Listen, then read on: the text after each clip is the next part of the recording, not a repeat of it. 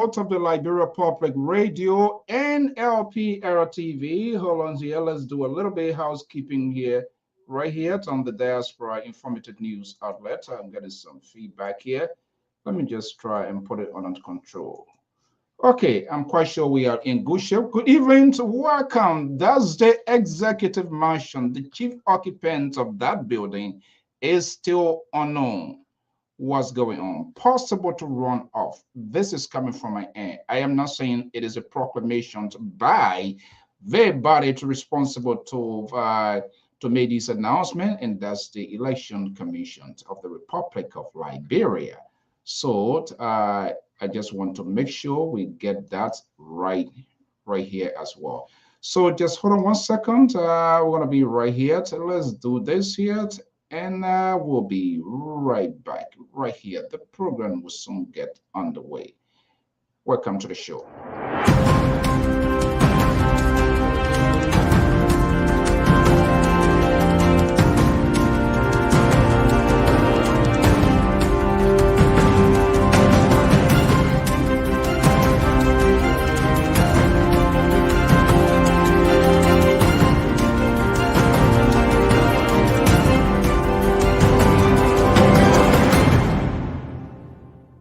Okay, good evening, good evening, good evening, good evening. That's the sound that introduces the program to right here. Today is the 18th.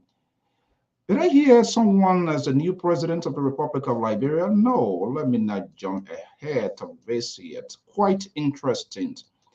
The unknown politician suffers in the West African state of the Republic of Liberia. How this all happens, the possibility of getting into the runoff is more likely to imminent. But what is going on?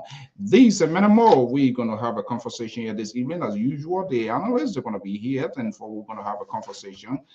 I too want to occupy some space in this building here. Only one person, as far as I'm concerned, that should not be within the proximity of this building. When the going gets tough and the tough gets going, when a push comes to shove, we will call that person name. But at this point in time, we are not. Okay, LPR analyst Sister Goyo is here from Minneapolis, Minnesota. I'm going to be bringing in here as well. This is all things considered. And we're going to be having a conversation here to see what next. What is the next future of the country and what we need to know. Why you don't know that you need to know here. So we're going to have all of those conversations here, and you will be here. Just bear with me here. Going to do some little bit housekeeping work here, and we're going to have a fix here. Okay, let me bring in Cecit. He's based in Minneapolis, Minnesota. He is a senior analyst of the Liberia Public Radio. He's here joining me here. Hopefully the rest of the group going to come in here. No time to waste. Cecit, good evening and happy Wednesday. How are you today? I am well. How are you doing, my brother? Great. Okay, we be pouring here. I don't know. Oh my God, I don't know who is inviting this guy here, and he's there displaying things in the back there, but I'm gonna bring him. Okay, today is Wednesday. All things considered. So I perfectly suited to make your own case as to what is of a priority. In the interest of fairness, okay, let me see here. What do you think? This guy, man. Let's start a conversation. He tried to cause a distraction here, but I would not even pay mine because I'm going to get to him in due course. Okay, let me bring in the liberal progressive. It was a promise. I intend not to have him participate on this show here because he's trying to make this network to be his own, to push a soundbite, to spread out things that he thinks he can put out there and get away with it. But I'm going to bring him here and tell him he's not a real liberal. He is not. He professes to be, but he is not. Let me bring in Samson Toll from Sacramento, California, a strong supporter of Ambassador Joseph Boyka. What is he displaying? What is that?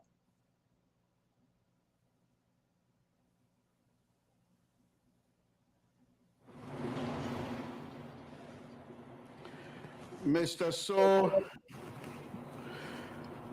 So, am I audible? You You're trying to bust our ear. Can you adjust your volume, please? Once he done that, I can't hear you. Yeah, you came to interrupt our Throw me in program. the back. That's what you want to do anyway. Throw me in the back until I figure out what exactly what you're trying to do here. Baba, go to Totan. You belong in Totan. Okay, Sister, good evening and welcome. Good evening. How are you doing? What's Great. up with this new technology, Mr. Two only a few days that he can just be. That's part of his. They want not about that. Tubutu he's on right now because we do not even know the definitions. Why he tries to do. Why I don't get it. I don't know what he wants to do. So I'm not going to make him to kind of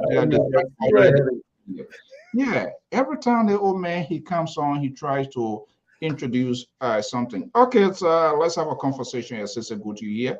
Hopefully the rest of the folks going to be here as well, and even the our follower, they're going to be here. So let's have a conversation here. This long battle, here we are, is on edge. No politicians. I don't know what happened, who didn't pay he, how did happen, but that's what happened if you are not careful to look at your surrounding. The Liberal, if you are okay, just give me a signal and I will know exactly what to do. But let me not jump into your tabatat. What are you considering this evening?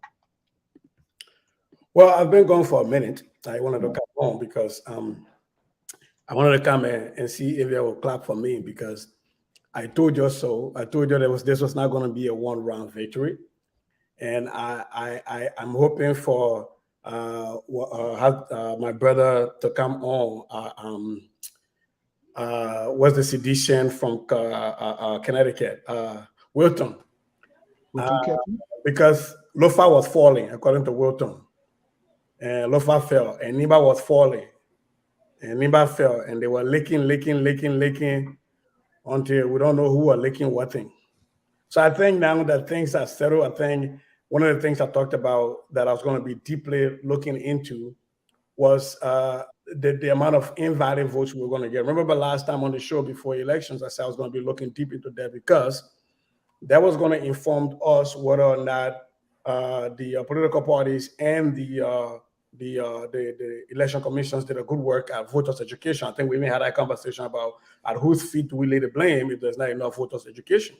And you're looking at over 100,000 invalid votes. So technically in Liberia's election, invalid votes came third, which is a problem. And so for some of us who like to learn from now to look at the future, I will hope that these political parties, especially the Unity Party, the CDC, and the CPP, I will hope that their poll watchers have data, even if it's anecdotal, that they observe about what was the frequent mistakes that voters were making on the ballot for which we have so much invalid votes, so that election commissions for round two and all political parties can be able to educate their people, because it makes no sense for folks to go stand in line in the rain and in the sun and for their votes to not count. That is not what democracy is supposed to be about. So I'm really hoping that they won't all focus on one round victory and licking plate and doing whatever, and that they actually talk to their poll watchers to say, when you were in the room, when we were counting these ballots, when they kept saying invalid, what was the common theme? What was the pattern you were looking at? So that we can be able to address that with our voters as we get ready for round two. Okay. I am not going to sanction you. I am not going to sanction you. We believe in people's civil liberties. And I'm going to call you out here is good. You can hang all of your United Nations passes as if you are going to Gaza, which of course you are not. You have slaughtered over 2 goats this weekend in Sacramento, which is good, which is animal abuse by itself, making that formal complaint. But you think all of the other people, you say you're liberal, but you don't behave like a liberal. You put out your program, you sanction everybody, and you come, you dance, you do, and you think, look, LPR represents a broader spectrum of all political sides. It doesn't matter. We always have these different political views. But for you who liberal to have tried and doing everything possible to transform this network into your political witches. That will not happen on our watch. If I'm saying on our watch, on the watch of the entire management, the analysts, and the workforce staff. Something that I've never seen happening. That's why you display here recently. I never even saw Glenn Beck. Rush Limbaugh, I never saw him jumping behind his stuff to dance. I don't know what you're dancing for. So you are taking this network in a different form. Good evening, welcome. You will stay here and you will get the shot here this evening. Good evening, welcome. Good evening, Mr. So, I hope that I'm audible. Am I audible? The audio. Don't disrupt. No, I gotta throw you out. I don't know what is happening, but let me take myself out, square it, and I will be right back. Yeah, he knows where he's gonna meet here. So he's trying to play games here with us. We're not in that. Okay, so yeah, says a quite a valid point. And it is unfortunate. I'm not sure what it is lesson was like. And I think we had a heated argument, not argument, but exchange, intellectual engagement here in other side. And this is common, is typical with respect to this sort of invalid votes. Based on my own experience with these community organizations election, it's no different because people, the education aspect is significant. But more or less, people, for some reason, they just do not know how to vent their political wishes. And in that event, is being misdirected. And that's a great other portion to when we're asking Brown, Lieutenant Brown. So I agree with her because these invalid votes, they came in different forms. But let me just be very crystal clear. I said this and I want to repeat this. All of these political parties, the Unity Party, the CDC, and all of those people who are talking about having war, they have nothing. They're empty bags they have. Because if they had, they will be able to come and tell us and point out their pitfalls into this whole process. They were just creating some sort of attention for us to listen to them, as if they were saying they never had people to represent it, if not all, in most of these polling centers, which is very, very much significant. During the electoral process, they did not use that time. Just how they stopped some of their voters from even to registering. Instead, they were complaining. That was the cutting point in this whole thing. And here we are. And still, I'm not sure whether there's a lesson learned from the last time around. People still scramble what to do. They want to do a recount instead of them to take a deep breath and see where they fell short and work on those things. That is not happening. We saw the politician, unknown guy. I would say unknown because the appetite of the people grassroots movement. This guy here who looks like what his name? This guy from Afghanistan again. I just finally forgotten his name. But nobody pays attention. Is there a lesson to learn in this here? Why other people have their own interpretation in terms of this guy was dead, people took our vote. I don't believe that. You have your representative. If you don't have your representative, it's on you. That's why make political party. It's not like a social club. These elections are costly thing. So if you're not prepared, don't jump inside. Well, look, one of the unfortunate things that I've been seeing on social media since the elections, I've told people when I got here, I said my guy lost. We conceded. I think we were about the first political party to concede. And I've been in my own little political traumatized area trying to deal with what went wrong from within the LPP and how maybe to do something a little bit differently. But look, it is very sad that people who we've respected on these on these social media platforms has been very educated and very smart people to try to now turn into election deniers and conspiracy theorists, right? It does not do good for our fledgling democracy. We're seeing what that led to in America, this country that's been experimenting with democracy for over 200 years. On the assault at the Capitol, Right. and so I think we lost elections. Look, it hurts.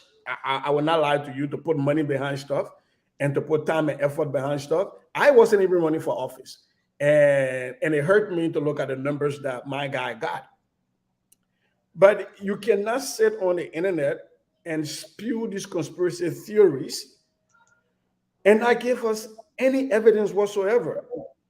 Like you rightfully said, look, am I bothered that Alexander Cummings, who ran a very good campaign, at least according to what we saw on social media, and by all accounts is a very good candidate, that he got the number of votes he got? Yes, I'm disturbed by that. And I think there has to be a deep study, but not a deep study from a point of somebody cheated you, but a deep study from a point of how does the Liberian political landscape look, and what does the ecosystem of politics look like in Liberia?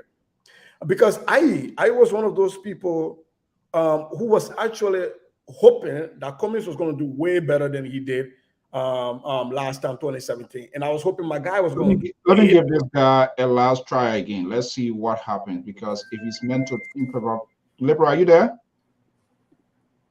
Are you there? Yes, I am. Can you hear me? Okay. Now you now take your phone underwater. That's what happens when you put your phone underwater and you think you want to kind intrude into my program here to send it down the hill, then you pay the price. So you much better stop running your fingers here and there before you cause trouble again. You are good. We're going to have you here. Welcome to the show. Sister, go ahead.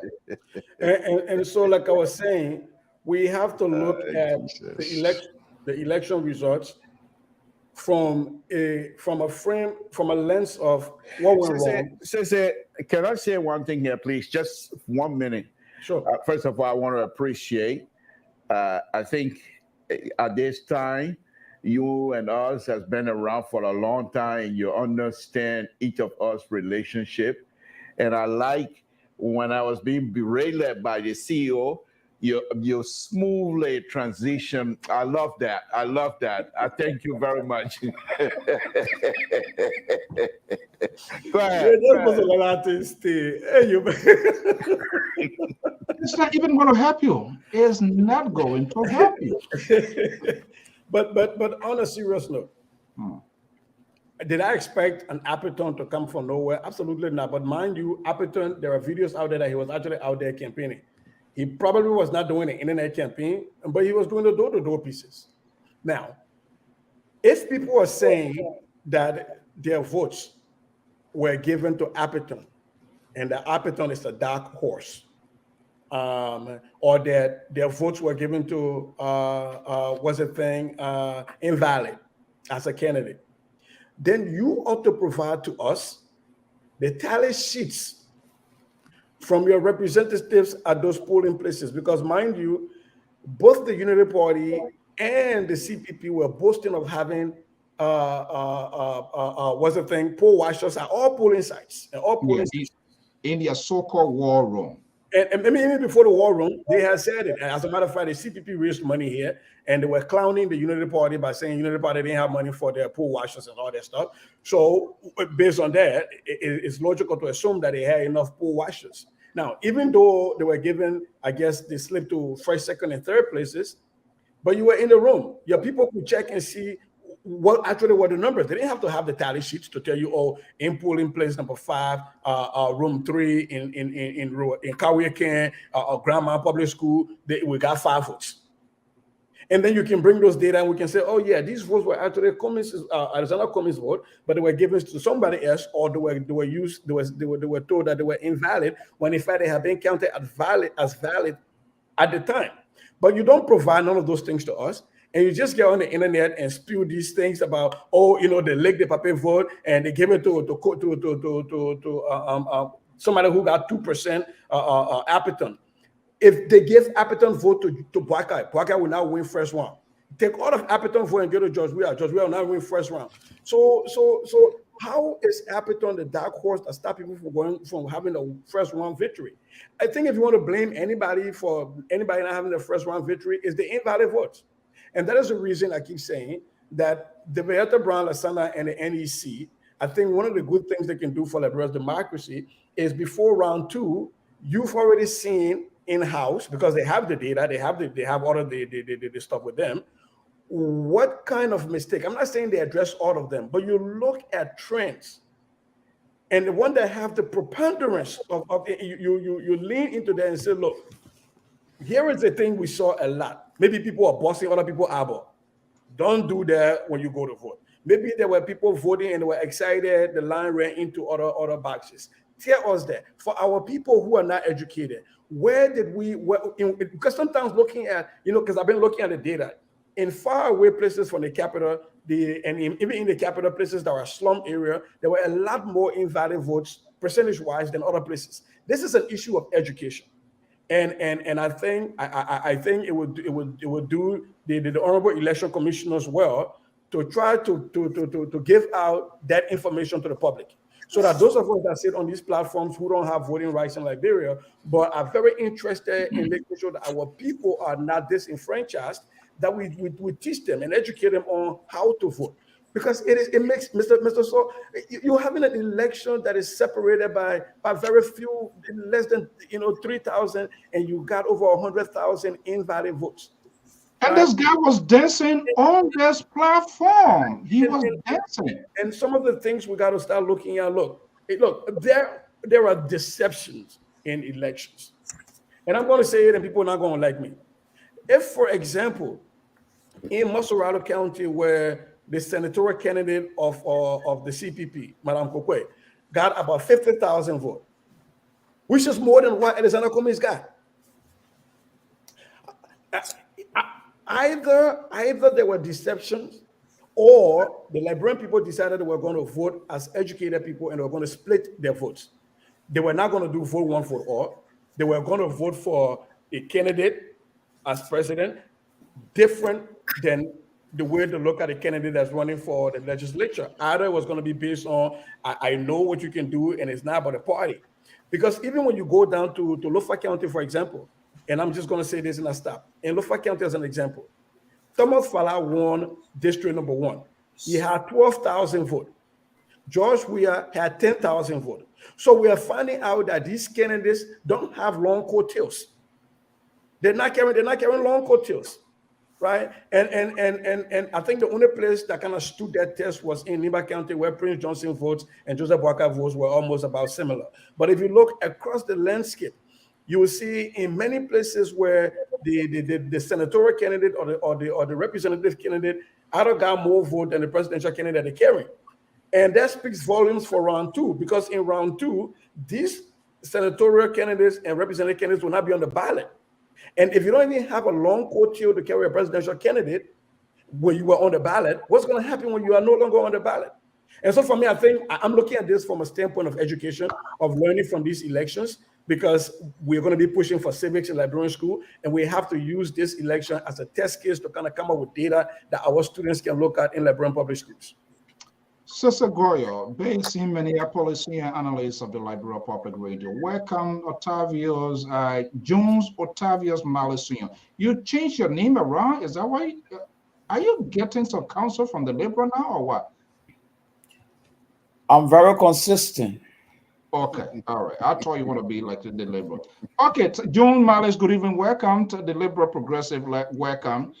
This network is meant to teach people, to make people, it is so silent.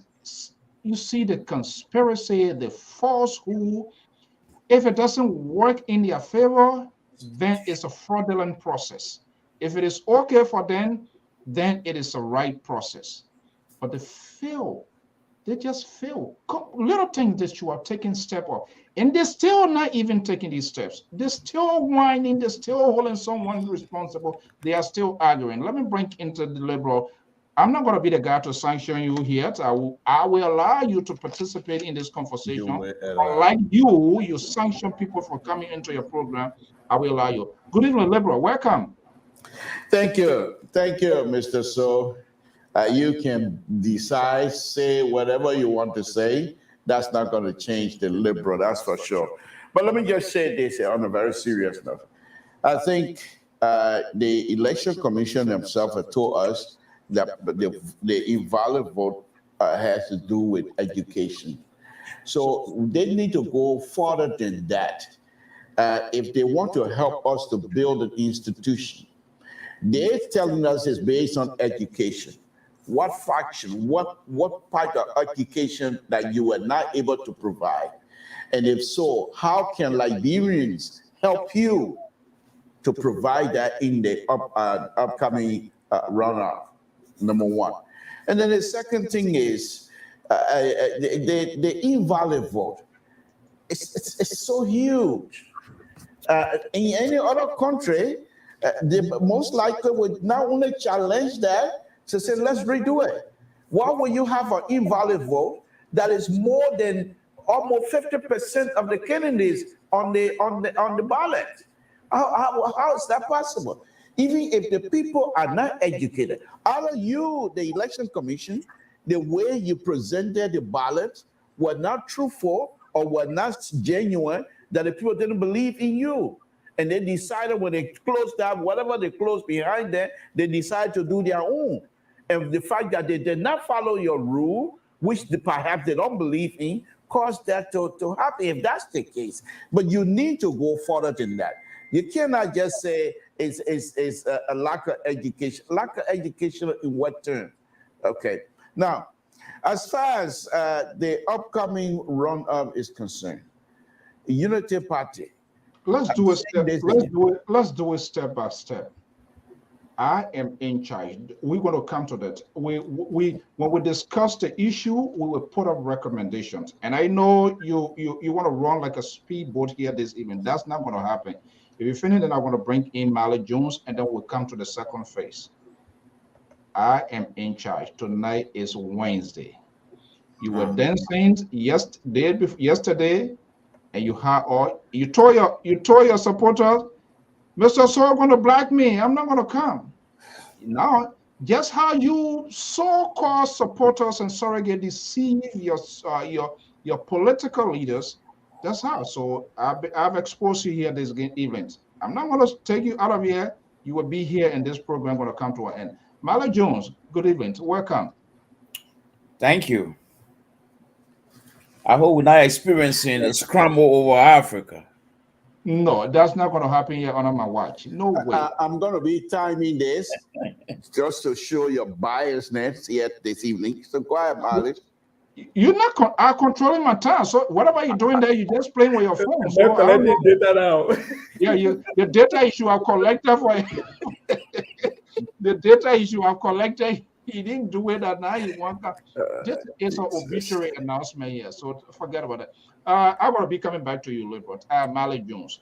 And I think I want to put myself in a position because I've been taking some critical position in terms of defending the National Election Commission. Because once upon a time, I found myself in that role multiple of times. And I'm going to explain why all of these things happen. I think it should be proportional. These political parties, they were irresponsible. They didn't pay attention. And they just thought it was just like some sort of soccer game they were going into. They did not educate their voter. I want to come to that, but let me just bring in Mally Jones. Mally, go ahead. Yes, I think what the liberal analyze and what Cecil analyze, these are true things. They're true in the sense that elections are human activities. It involves feelings, emotions, it involves sentiment. So it's like these things will always repeat. The issue of insufficient education, next election, it will be there. The issue of insufficient funds, next election, it will be there. The issue of we can't reach to all the places, next election, it will be there. You see? So sometimes there are some things when I think they are just regular occurrence, I don't let to rather waste my time on it. It's like the human being. You grow as a child, you grow as a man, you get old, eventually you die. That's a regular occurrence. So I don't even worry about that. You see? So you just brought in the platform. So then the question now is, how can the platform make use of some of the problems and make a recommendation in tangible goods as a deliverable to the Election Commission and get them on record? I think that should be the challenge now of the platform and the panelists, because this thing will continue to happen from time to time. I even see the issue of the invalid votes, 112,000 plus. That's a huge stuff. So, but my question now is, the 112,000, they did not tell us in which sector. Half of it came from UP sector or CDC sector, because there are possibility the second round you have huge chunk of invalid vote coming from one party and cause it to lose the election. It's possible. You see, that election commission is very possible. So because all the invalid vote they keep talking about, they have not told us where it come from. They told all, I mean, some of these things were all human error and other things. People scratch the paper whole. We don't even know the magnitude or the details. All right. But my concern is, which of the sector had a huge valid vote? You see, because if the trend continue to the second round, there are possibility election commission can say, 10,000 invalid vote came out of UP era. That will help to deplete your strength and your numbers. You see, so that part will not even solve, and the election commission admitted insufficient education. So between now and the second round, they cannot close that gap. I doubt that they will close that gap. You see, so how can we make recommendation as a platform and organized body to election commission? So these are some of the pitfalls, probably after the election. But by then, the consequences should have taken root. The damage is done. 112,000. That's a huge chunk of people who never voted. Okay, we're about to get our recommendations. Let's go to our senior analyst based in New Jersey. Koto Jala-Balayans is a supporter of Ambassador Joseph Newman Boykai, also here. Hi, good evening. Welcome.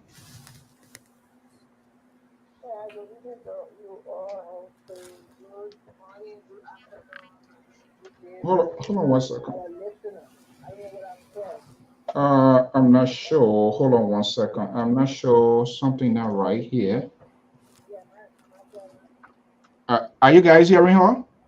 It's, I think the voice. She's faint. She's very low. Hold on 1 second. Hold on. All right. You gotta wait here. Maybe let me see. Let me do a quick adjustment here. I'm not sure why. Hello? Hello? Are you there now? Oh, let me see. No, something is not going right here. Okay, let's see. Let's talk. Let me hear you. Yeah. Yeah. Okay. Try and call back. Let's see. Okay. Just wait a while. When you're working against your own person, the Liberal, you shake it and cut away for all the same thing. But that's how that is same discussion we'll be having here. That's the thing. People are wrongfully put in places to interpret, to speak for people, and they don't even know who they are speaking for.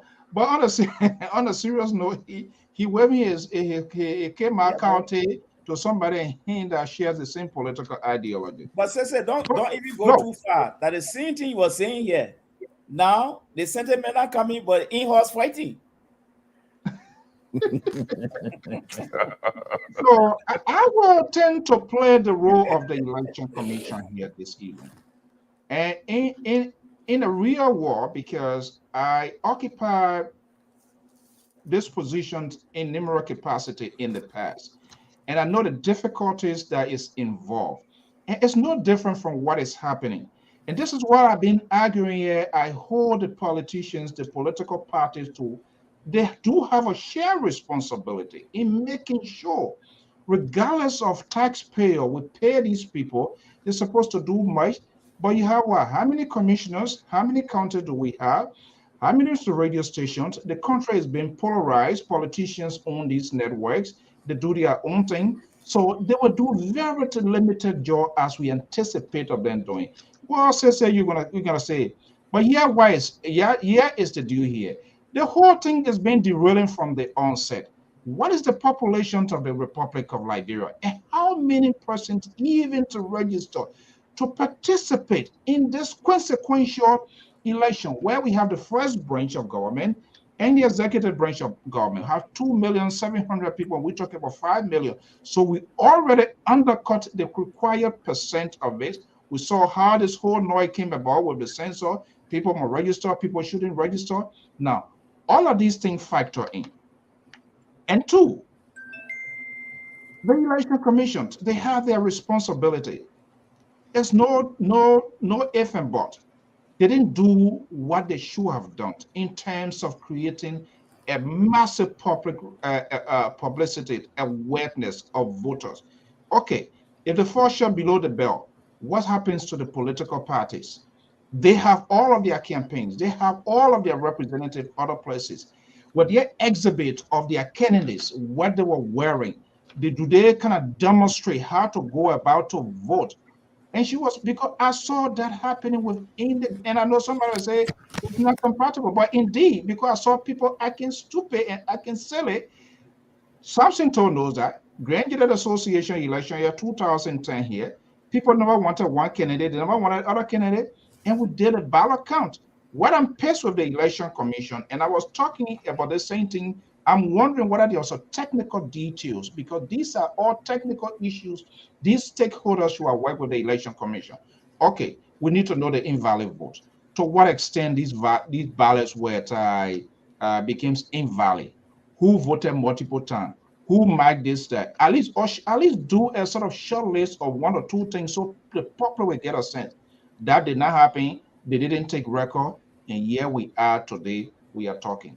Not just only with Graduate Association, but the Liberian community here. It was an election. Mali June here. It was an election that was conducted here. And people can just based on all grown-up people that you expect to do better. They never wanted one candidate. Some people just come and just crash and go. Why? They went to Superior Court. And it was a disgrace when they reviewed some of these documents. The way people voted. You know, the EULA. It happens all over the world. This is not a excuse for the election commission.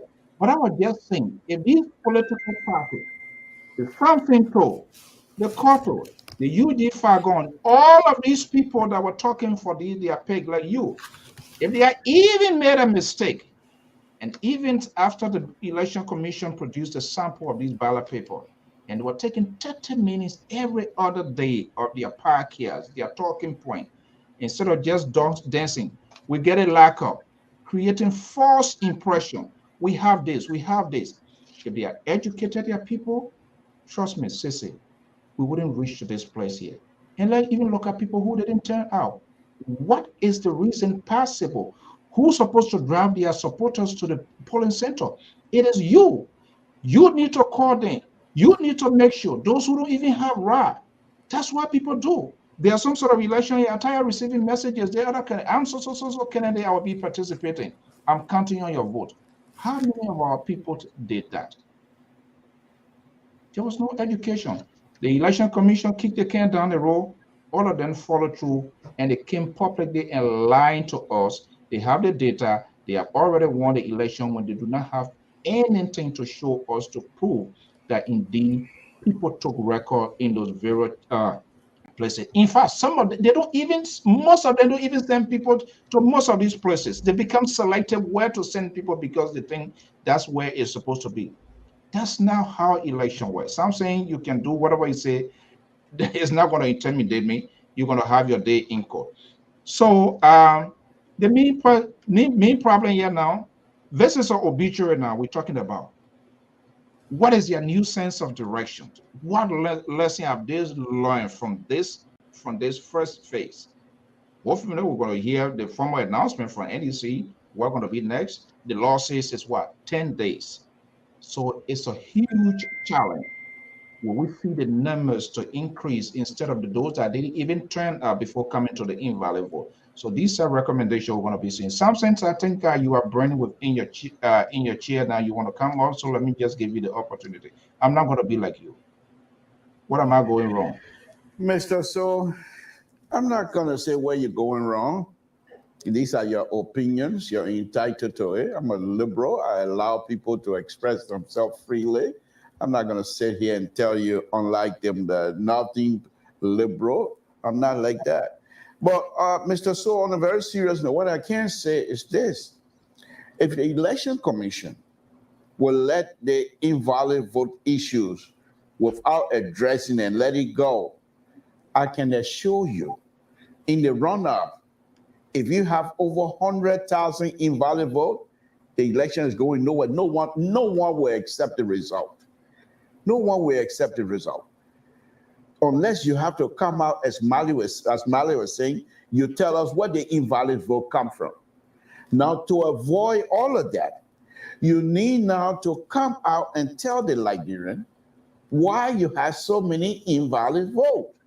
Was it the voters themselves were so dense that they were unable to have an understanding of how to vote? Then we're going to go back since 2005 and say these are the people that have these kinds of, this is the same type of election. What happened? We're going to look back on history. So I think they need to come out and explain to us. Now, other question is, those people who have this in their vote being invalid, what would they do next time? Are you going to educate them so they don't repeat the same mistake? Or is it going to be different this time around? How do you now help these people so that they will have a valid vote and not invalid vote? Because if in order for you to produce an invalid vote, it's a process. Something must have gone wrong. Somebody did something that is not in line with the Election Commission rules, which caused them to say, no, this vote is invalid.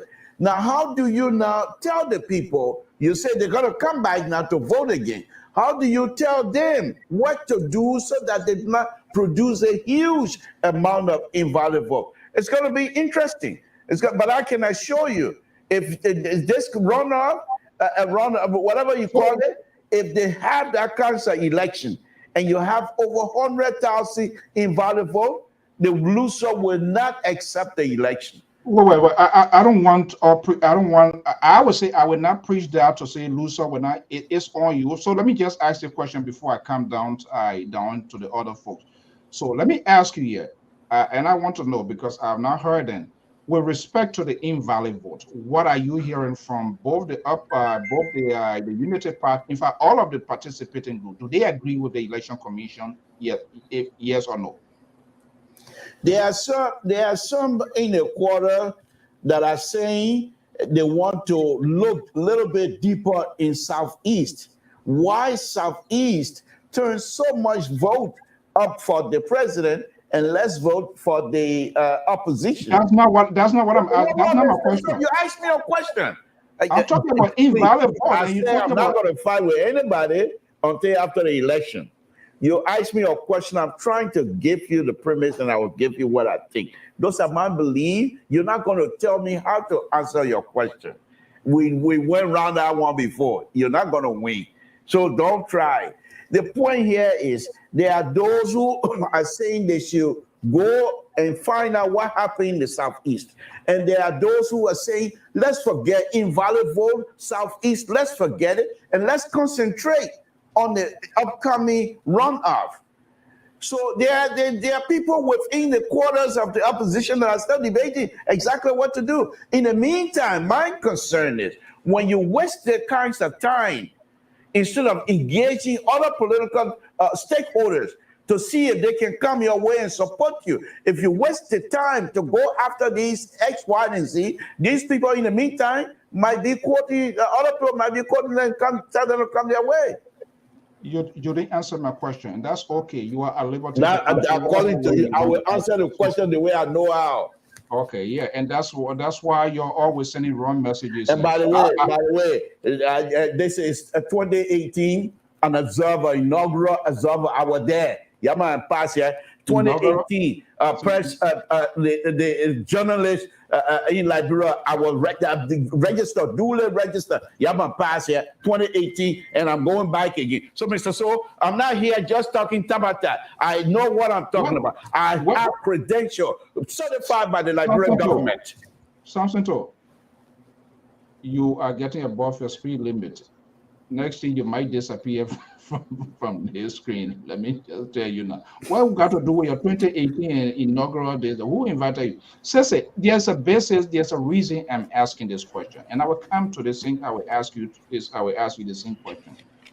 I'm wondering, your party, all of the participating parties, do they agree with the election commissions of all these invalid votes? Have they said anything? Have you heard anything from them? Anything tangible? So let me first push back on the rant you had earlier. Elections in America in these and Buttercup company membership organization, I don't think they rise to what we expect out of national elections. In America, I have not seen any time where the Democratic Party has been teaching people how to vote. Elections and the issues of running elections and educating voters is the sole responsibility of the election commission. That's why public funds are given. And what election commissions do most times, and Secretary of States in states do most times, is they get civic organizations and they give grants to these organizations to go about doing those things. What political parties do is they do get out the vote. They do a lot of voter registration, but that's about it. And so I want to push back on that. The election commission as an entity, I'm not naming one individual person, as an entity, is a colossal failure in Liberia. And you cannot carry out an election where you have over 100,000 votes declared invalid, and we don't put that blame at the feet of the people who are constitutionally charged with carrying out elections.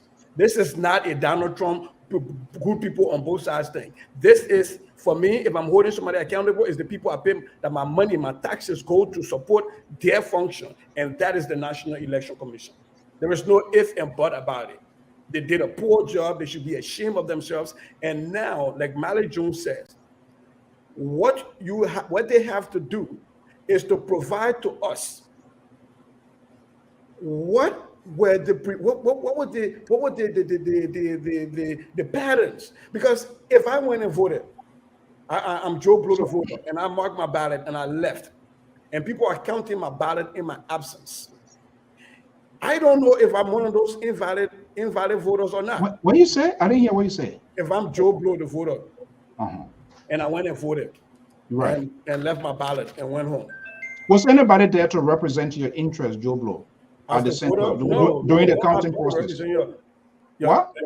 Why would I carry somebody to mind my ballot? Not you. I'm talking about counting. You're talking about whether your vote was not validated or what about you? You voted. If you wait for me to land, then you will get where I'm going. Okay, let's go ahead. Because I know you're not happy that I told you. Yeah, but I'm going to push back because these are the excuses you people find. You all have a shared responsibility, and I'm not giving an excuse. I'm giving an analysis. That's it. When a typical voter votes, he or she goes home. They don't stay until votes are counted. Everybody don't stay there. There are select people that stay in the room for votes to be counted. And so whether or not the political party I voted for had somebody in the room is a moot point. The point I'm trying to make. So then why? Okay. Hold on. When I land, don't get me off my train of thought. When I land, then you can ask a follow-up question. Okay, go ahead.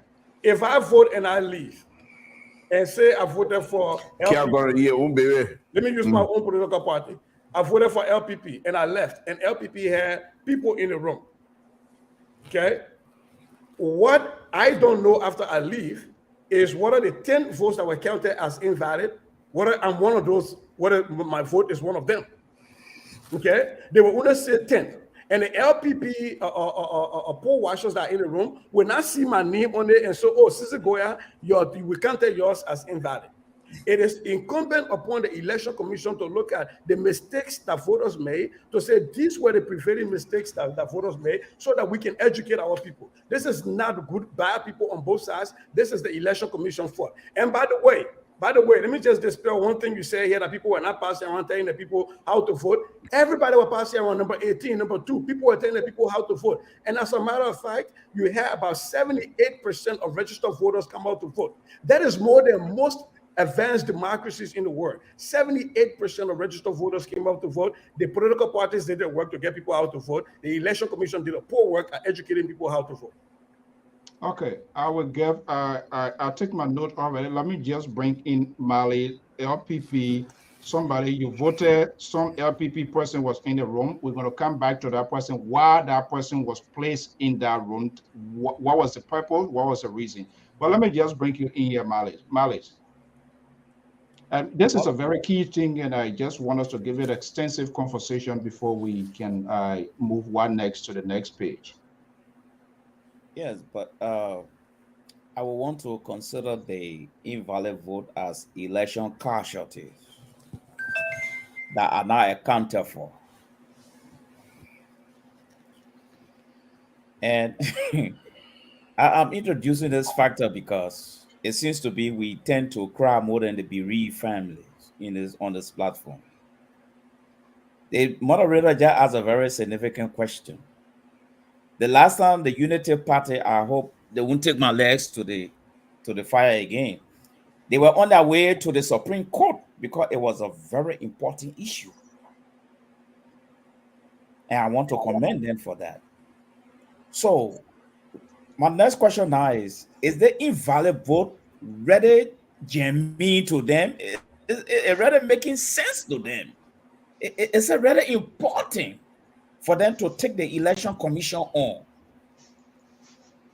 I have not seen any proclamation in that direction. Probably we as professional platform analysts try to look at some of these things as impediment, but I have not seen them coming forth to say, okay, but then the next thing now is it important to the Election Commission to really waste time to tell her, okay, and the other one came from they say, because I see it as election casualty, because it's like the what sister said, you vote, you go home to sleep with the hope that you are counted to be part of that victory thing.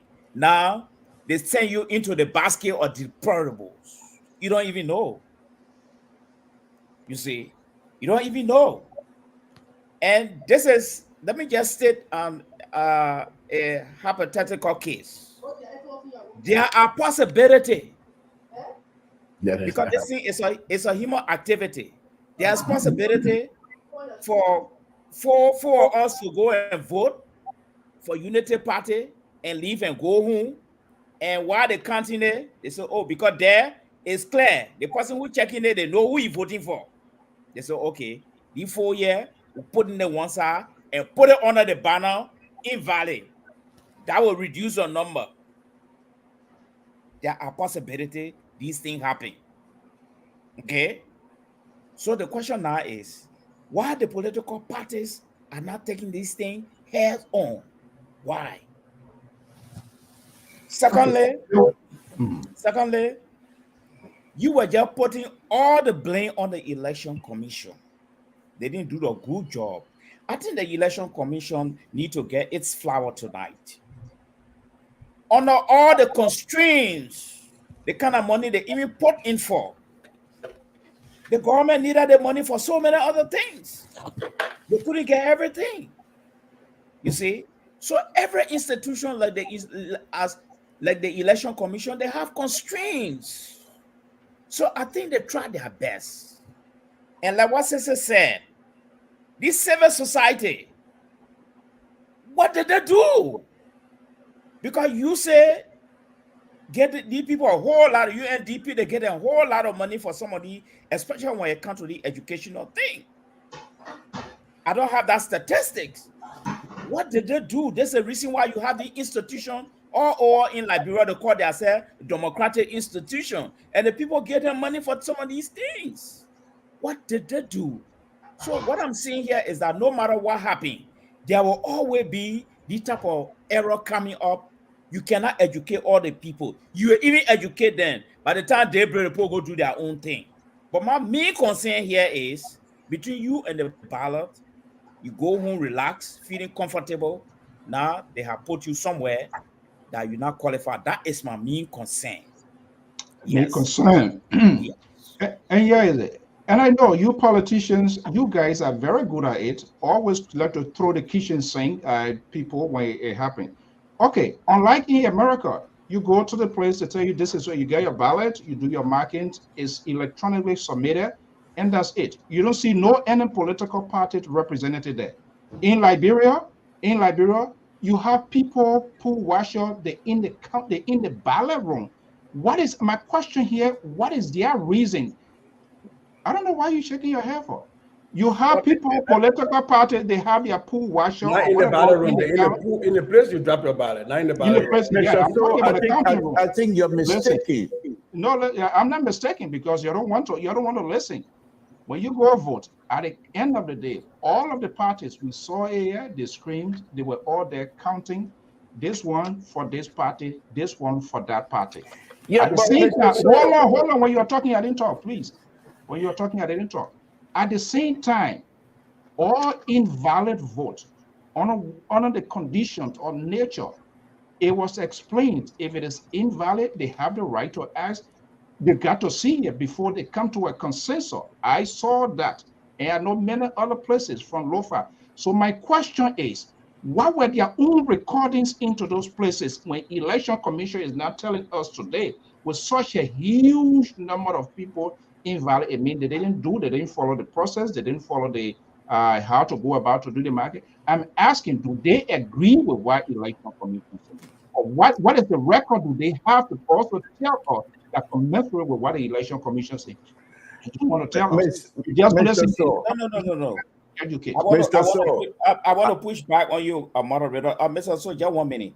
If in this country here, you don't wear your seatbelt and you go driving recklessly, you die. You casualty, okay? You already perform below the law.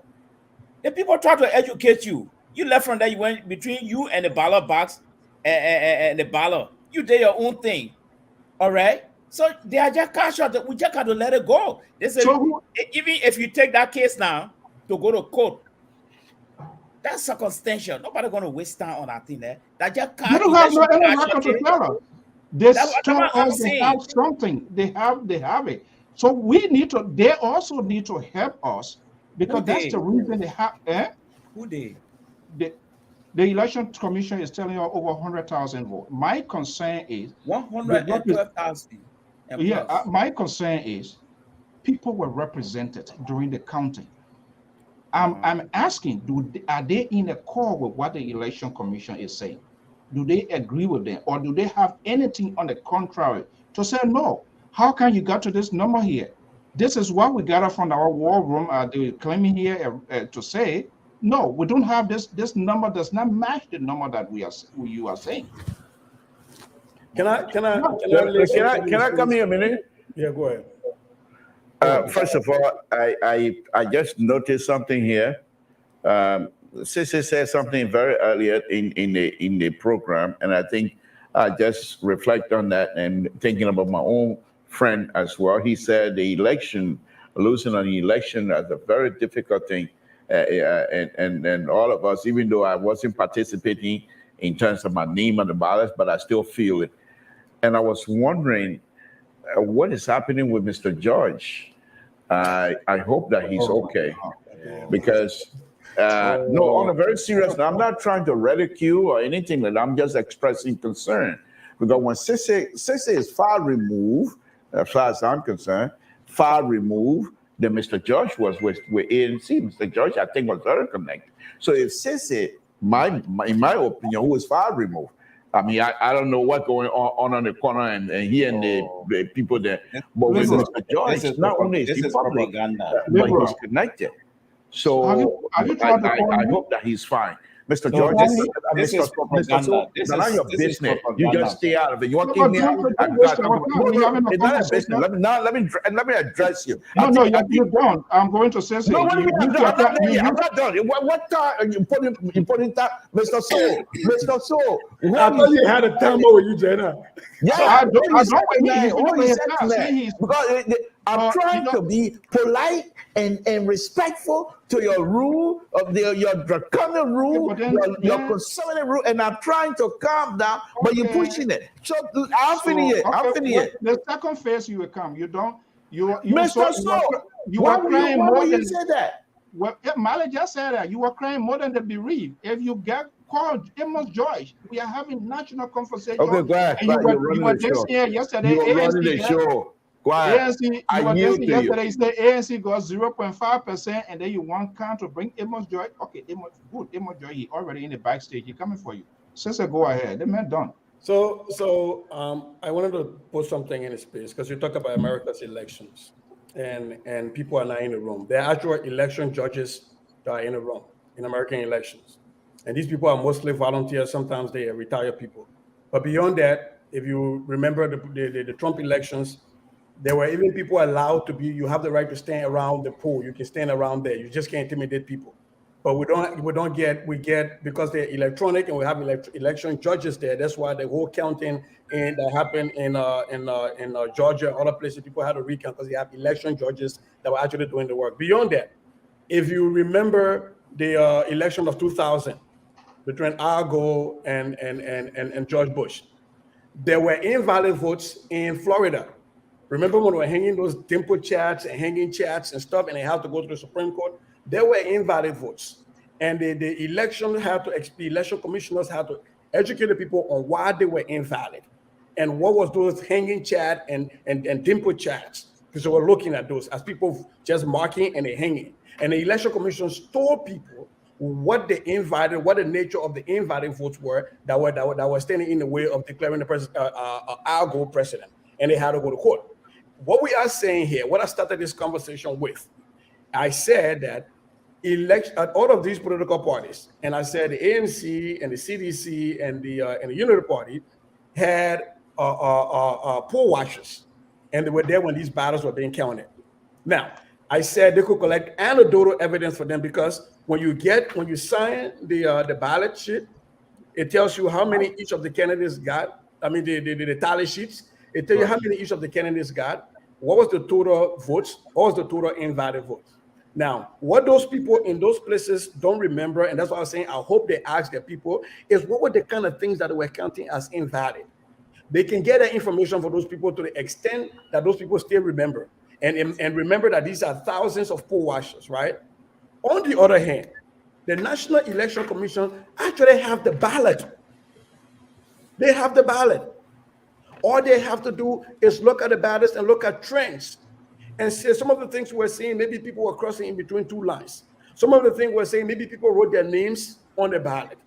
And we can be able to say, okay, now that's good. We know what it is. Election Commission, to all of the complaints, they don't have the money and all the 500 things. Okay, fine. Tell us, what did you see as the leading factor for you disqualifying ballots so that those of us that are on these platforms and other people who have genuine interest in liberal democracy can start to educate our people before we get to round two on what you should not do. Because if I voted and wrote my name and went home, I get to say I want to sign my name on my man so my man can know it. And meanwhile, that was invalid. Nobody told me it's wrong. I'm going to go back to round two and do the same signing again.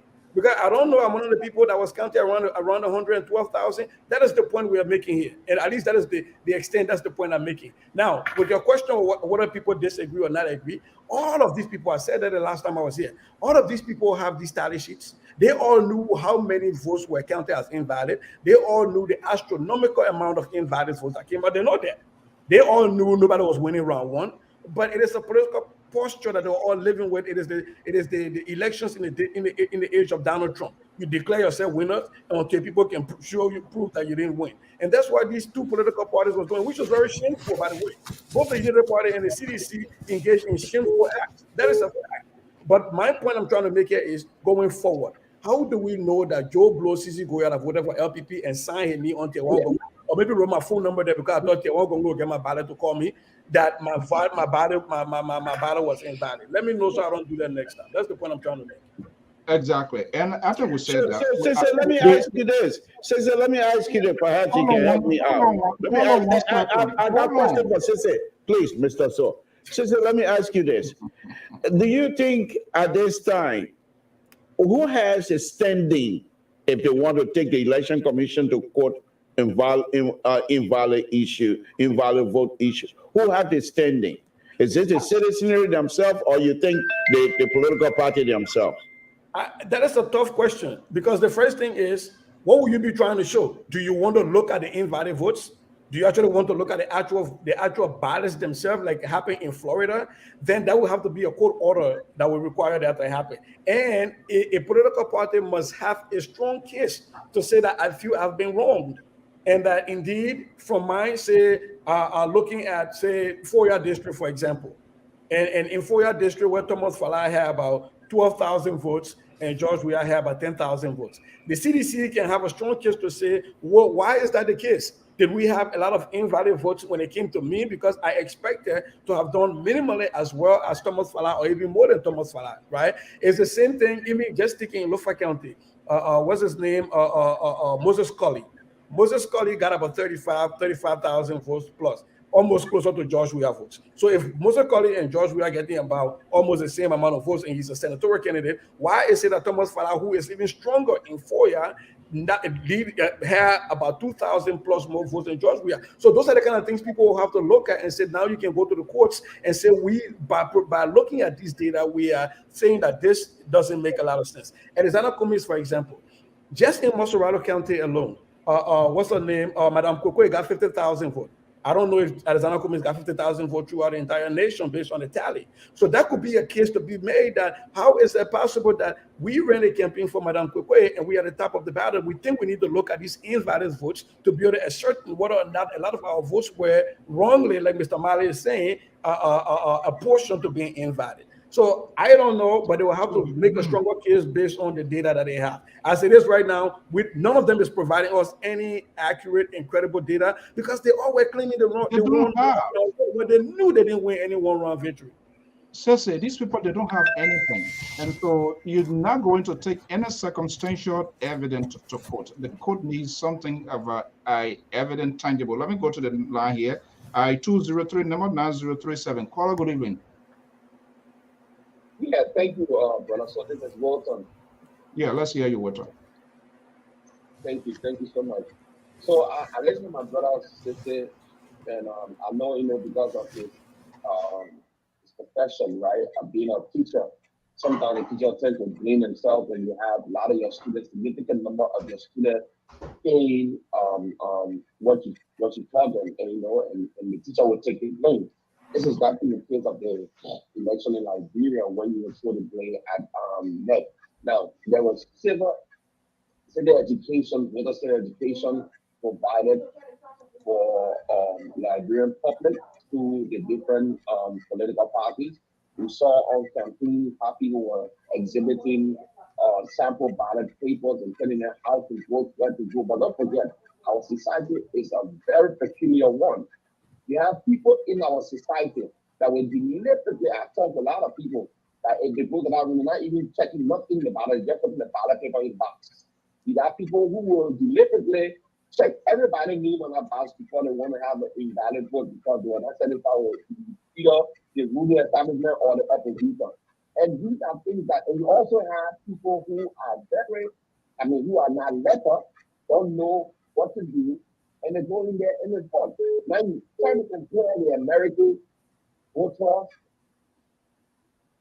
Nobody showed me how to vote. In fact, I didn't see paper on the ballot. It was meetings. Yes. Senator on one paper, senators, president, everybody on the paper. You have to vote, and you just select the people from the Democrat or whoever, the Republican, and you put in the box. And I was saying, nobody told me. Nobody said you got to do this, you got to share this, and share it with this pencil and the other one. They did that in Liberia because our country, we got vast majority of the people who are not educated. And one of the things we should be doing as citizens, especially people who are fortunate to come out or stay in Liberia to be educated, is to educate our people, tell them the importance of their vote. They shouldn't throw their vote away because they are not feeling satisfied with either government or opposition. Their vote counts, and educate our people to the extent where they will know how to, mark the ballot. Or maybe we can talk to the election commission to make the ballot even simpler in a way that even the margin woman will go to school will be able to recognize, and share the part of the ballot that her preferred candidate is. Okay, the line is crowded. Let's make it so we can. Please ask my man if Nimba can't fail. The man said Nimba was falling, no fall falling. Please ask him. I think we all blame ourselves because our society is a hell of a gullible society that people do things that is to me it's outrageous, and I can totally play an NSC. Okay. Thank you. All right. Thank you so much. Let me go to the next caller. Kodo, are you there? And Elvis, Yes. okay. Yeah, I'm there. Okay, go ahead. Elvis, hold on after her. Yeah, go ahead. Yeah, okay. Thank you guys so much. I want to say hi to everybody there. And thanks so much for the analysis, me. All right. My own concern has to do with, and that goes across the line. We talk so much unnecessary things to discuss other than taking important issues to discuss. For example, I see Rachel is saying that we came there and they have to teach you how to vote. But here is it. Our country is not that sophisticated to know that even before you come to America, you're in America, you are knowledgeable, people are you listen to news and people are, and you don't have a ballot bag that is full of so many candidates. So those comparisons do not work when it comes to our own election in Liberia. You saw even to the point that I was here and calling people to go and help other people that were needed to be guided to take to go stand online to vote. And you see people standing like that all day, sometimes in line. When they get there, they're so kind of confused because this is something that they are not educated at all. So to take unnecessary thing, to take unnecessary thing to be discussing, these are important issues we're supposed to be telling the people what to do. I mean, do this, do that. He said civic education or converter. Where did the civic education go out? Did you go to Mount Mary farm? Did you go to Mount farm or Mount fire country or village to carry on their photo education? Of course, no. And these people are not aware of these things. They come there, and what I see about this whole application thing is that if people get so tired, as soon as the ballot bar is given to them, they just look at number one, click it, go by the distance. It's so tiring. And we take our time every time to come and still be talking on these issues. But you see that like your effort is wasted. When I saw the number invalid vote, that fatigue of just talking just got down in me so badly. And when we're talking about even going to make verification of the voting process, how do you go to file in protest when that NEC cannot even provide this thing according to errors? That you say, okay, let me notice. Like for example, we saw in Grand see where it is phonetic profile from his county. You saw what he said that the number of voter cards that were given off, there was a more vote than what was acquired. So those are cases, but how do you go about doing it? So if it is not like representatives and senators to go through that process because they have their minimum centers, how can you go about even doing that when it comes to presidential votes? They are not like where you go and get a center to go and verify. NEC has not even given a breakdown where you say, okay, this area, you notice that the number of votes you have been X number of votes, and this center put up this number of votes. Okay, let me go to the next caller quick. So it's kind of difficult to even go and file in protest with these things. Okay, thank you so much. Elvis, let me hear you quick, and then 980 before I go back on the live view. Elvis, are you there? I'm here, Mr. Shaw. Let's hear I hope you you're getting me good. loud and clear, audible. All right. Yeah, hello to you. Hello to the other panelists, Mr. Goya, Mr. Jones, and Mr. Tu. Look, I just want to laugh in Chinese at the Unity Party people. You know, the desperation and their deceitfulness is on full display for the entire nation to see. You know, some of us who support this president were a little, were a little apprehensive about whether or not he was going to win or even make it to the second round. By the way, Unity Party was so confident that they had their numbers, the tally sheet was reflective of a first round victory. It's so apparent that these people will lie and even do a political stunt that could cause our country to go into chaos. But then secondly, I hope you guys will touch on the show. This whole fear mongering from the Unity Party people camp and from few elements within the Unity Party supporter camp about people from Grand Nigeria coming to start war or to kill people. The president bringing mercenaries from Grand Nigeria to kill people in Montserrat. People who sat down in the United States when there was fear mongering and propaganda going on against the people of Grand Nigeria. They thought nothing was going to come out of it. At the end of the day, we saw what happened. So people of the likes like yourself and myself who are on other platforms, we need to condemn it because if we don't, our people will suffer in the end. And people like a coward like Prince Johnson, who is hiding behind the differences that the people from Grand Nigeria and Nima had previously to try to gain sympathy, it's a loathsome thing to do. Nobody is chasing him. He's been in that country for almost 20 years. Nobody has attacked him from Grand Nigeria. I think he's enjoyed the peace that he took from so many innocent lives, before. So we need to speak up against it, or else these things will go. People will keep it in the back of their mind in case something happens after these elections. They will use that to retaliate against the people from Grand Nigeria and maybe in general the people from the southeast. But thank you for the show. Really good show. I'm listening, and I think Mr. Malik Jones is making some good points. Well, I hope you guys will talk about a possible CDC and CPP collaboration because we're hearing whispers of it that perhaps the CPP is coming down to the CDC. Maybe you guys will discuss that. But thank you again for taking my call. I'll leave it there. Okay. Well, the issue of Prince Johnson, people coming, that's a nonsense. I think with this, that was talked about from the day one. Let me go to this 980 number 6339. Good evening, caller. Good evening, Mr. So, and good evening to the panelists. So I just want to weigh on the issue of the invalid vote issues. I personally, in my opinion, I feel like the National Election Commission should be held responsible for the number of invalid votes. The reason is, one, when the National Election Commission appeared before the Senate and they were being scrutinized about their budget, at some point in time, the chairperson of the National Election Commission said funds were insufficient. And at some point in time, she tried to dance around it when Senator Dillon tried to quiz her about whether all of the funds that were allotted, whether she has received those funds. She was kind of like, on one hand, she wanted to say yes, and on the other hand, she wanted to say no. And the reason I'm making these points is if there were funds available for her to list with civil societies and different radio stations in the country to go ahead and do civic voter education for people, I think it will help, given the fact that from 2005, and this commission has been with the National Election Commission since 2005, since President Salih.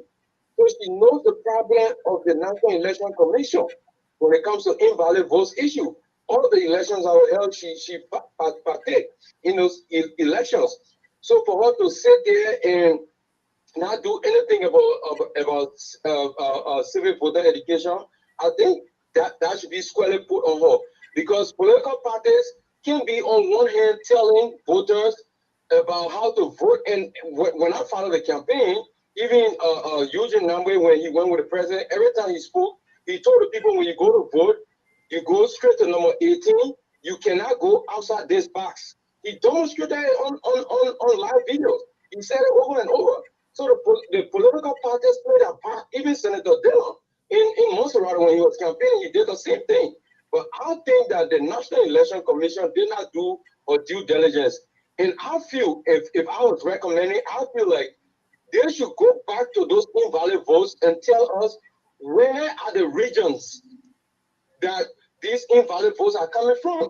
Is it from the western, the northern? Then we can know how to tackle on educating our people more on how to go about voting in the runoff or future elections. But they're not going to do it. They're just going to say we got 112,000 votes, invalid votes, and then whether those votes will be trashed away or they will not be trashed away, we don't know what's going to happen.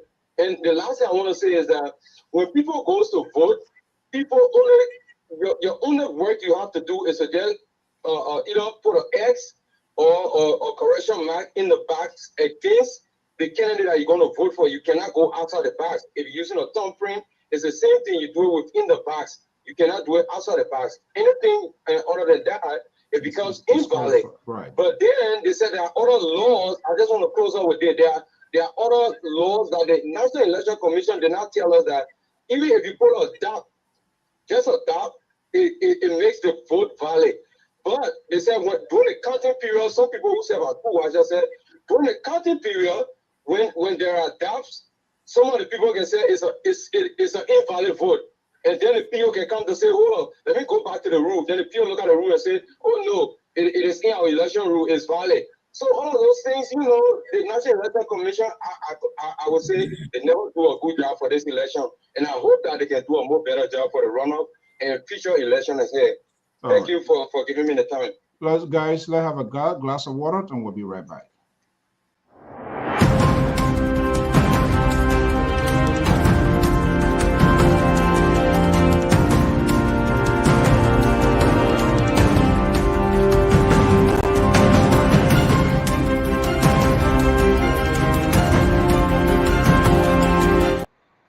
Okay, that's decision 2023 in the West African state of the Republic of Liberia. For the most part, the first branch of government, the deal, I believe, is literally settled. We are talking for the executive.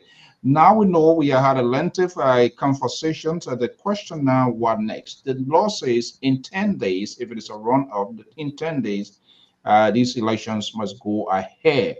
So what should be the conversation? And not to leave this young baby in a chicken that not hashing it. Should the court step in, or who's going to? Because the liberal asked that question, and this caller also kind of went through it here. Do we need to know how can the election commission tell us exactly where these errors coming from? Do we need to know that, or should we just go ahead to have to create more aggressive? They are not the civil organizations. Are they also part of have some affiliation with this political party? Is that one of the reasons? What next now? Now we all, from all indication, more likely that there will be a runoff. So what should be the new conversation now with the election commissions and those all of the stakeholders? Let me start with you, Marley Jones. First of all, we have not identified the problem yet. We are discussing the problem. That's the first thing. Secondly, the various political part is okay. In fact, let me retrogress a little bit. It's late. Nothing going to happen to this thing. It's going to be just like that until we go to second round. That I can tell you. But here is one thing I wanted to bring to your attention. When your party is leading in the election, the issue of valid vote become insignificant to you. I know. That is psychological. Once I'm leading, I'm in the early lead. I don't even look at invalid vote again. I sign a paper quick. Maybe I will pay attention to it when I'm not leading. I'm far behind. Then I want to look at everything on that paper now before I sign it. Human beings, we are just like that. You see? But what I finally want to say here is that as long as the political party don't shake up the election commission, You know, the election commission can't come and report itself. They know all the problems are going on. They're sitting down. They're waiting. If you don't shake them up, they're not going to do nothing. You see, like what one of the quarter said about one of the CDC top ranking officer was displaying the ballot. Say, oh, they want here, and you gotta play duel. You do it like they. That the one the political, that the one UP need to start doing now. But let's say the issue of the issue of ANC, all the what? Oh, what Man, now? you say ANC phone now. You don't want to get an ANC phone too. So at the end of the day, all the front runner, I'm sorry to say, all the front runner who declare early defeat, swallow early defeat pills. Is that a vitamin or antibiotic? Oh, I think that antibiotics, and it puts some of them to sleep already. So what I'm seeing here is that they are not concerned about the invalid vote anymore. They don't even care. The only person that care now about the invalid vote right now would be the runner-up, like UP. But His Excellency, the councillor who took the pill. And I know you're coming, come on, man. You see, we get ready to peace. You coming start something.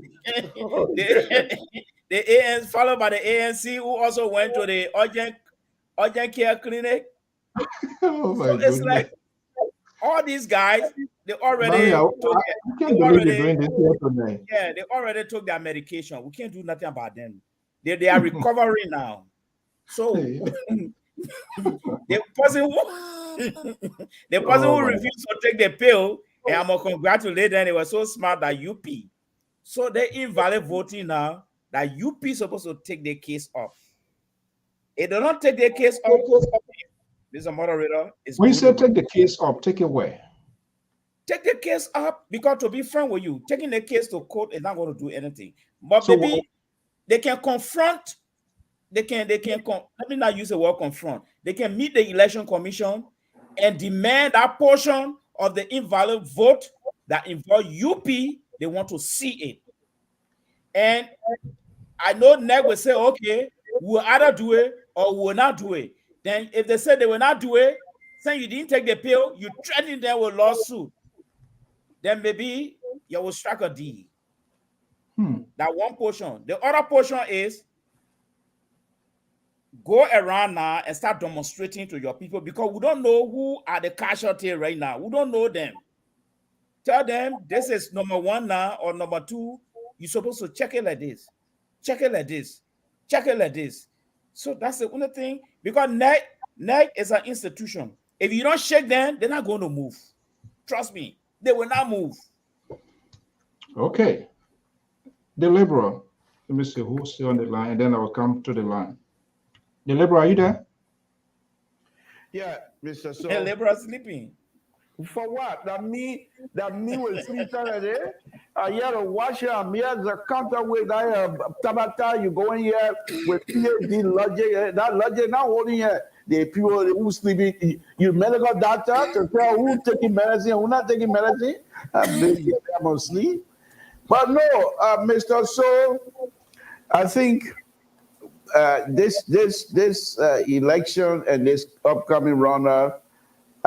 I think Mali is quite correct. Those who, Ambassador Baka and his people, and President we are his people, they know already that only two of them go. So what the point of trying to shake up or trying to make enemy with the leader? I mean the runner, who is the election commission. So for them, I think they're quite satisfied.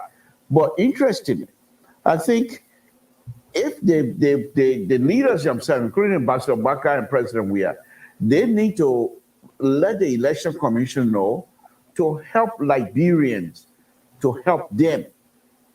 They need to help to build the institution. Because this type of invalid vote, with the huge number, I can assure you, and I stated that earlier. Let me say it again. If it happens in the run-up, the loser most likely will challenge that invalid vote issue.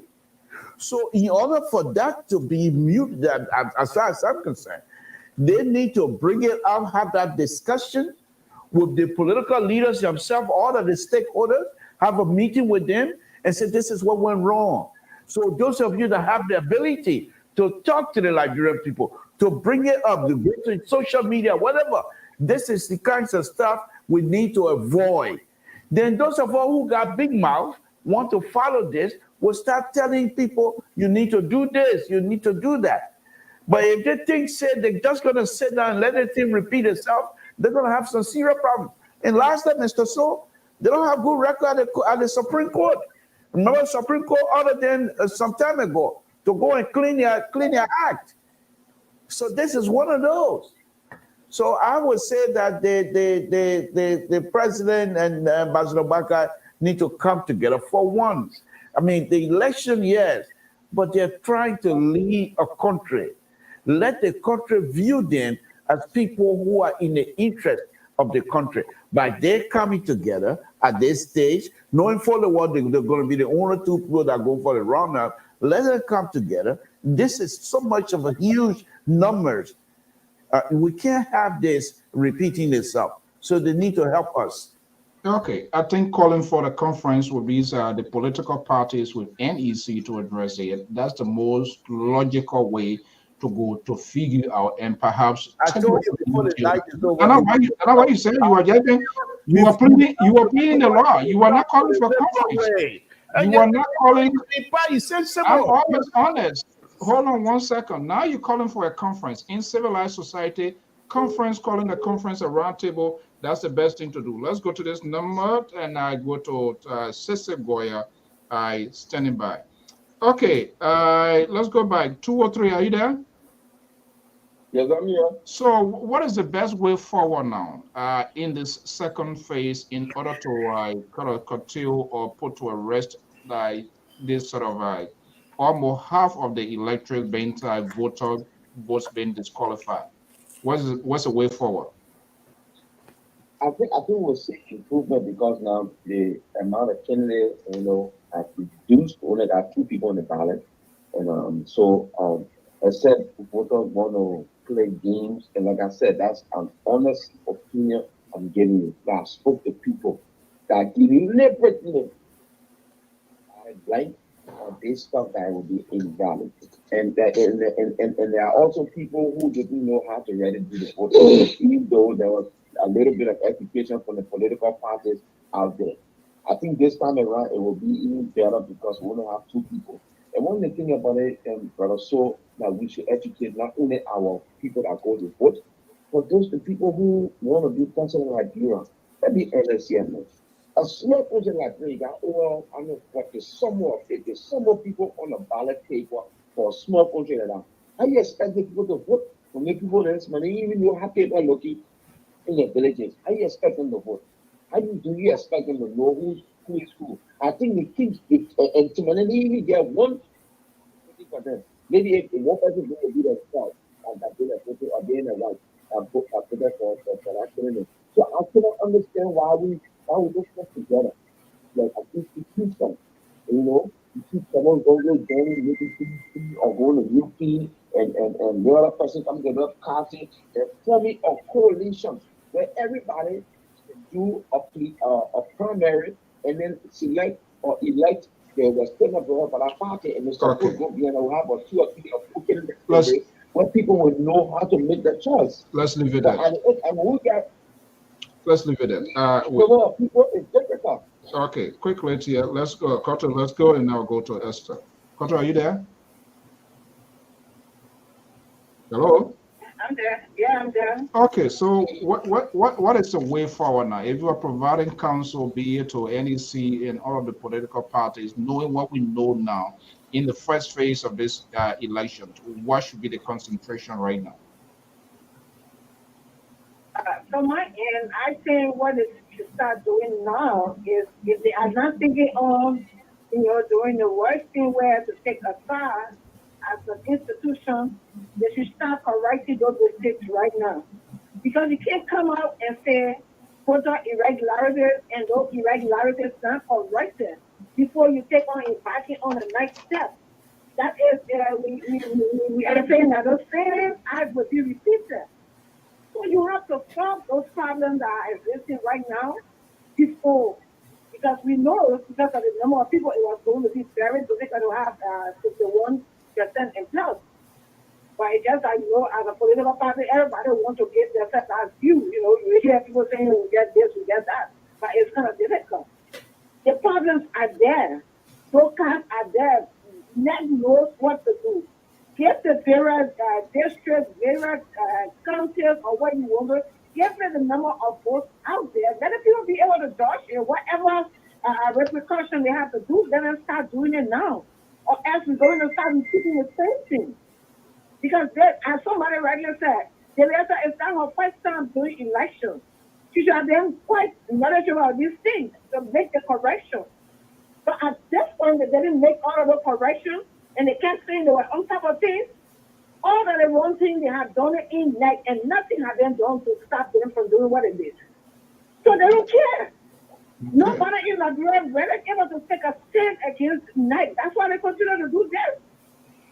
If somebody was dismissed or somebody was action was taken against somebody, they will be doing what they're doing. So for me, it's to start sorting all of these problems now before getting back to the election, or else we're going to see the same thing that we have. Thank you so much. Okay. Yes. Okay, let's go to Madam Moore, who is also a contributor here. Esther, good evening. Good evening, Mr. So, good evening to the communists. Okay, so let me just extend your message you sent to Mali. Please, Mr. Mali, please leave ANC alone, correct? Yes. Okay, go ahead. Yeah, Mr. So, thanks again for having me on the show. One of the things I want to talk about is investing in institutions in Liberia. Right now, most of us will look at the NEC and talk about everything they did that was wrong. But then when we give people jobs, most of the time we like to do shortcuts. So you don't give the person the full everything they will need to complete that job. If I am an employer and going to employ somebody to do something for me, I know what they need. I should give them everything so that if the person doesn't do the job well, then I will hold them responsible for that. I'm not sure how much will be invested into NEC to carry on these elections. So everybody is blaming NEC right now. That's the same thing. They build hospitals and then you put doctors in there, no medication. The doctors are there watching people dying. But if you bring those same doctors in the United States here, they will perform beyond everything that they will do that. They will do so much good.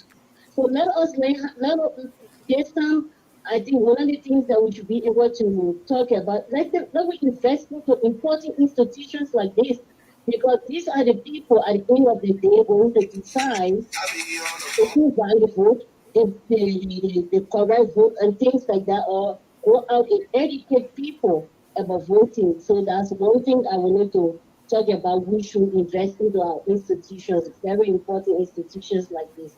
And whoever become president as the other contributors here, they should look at these things.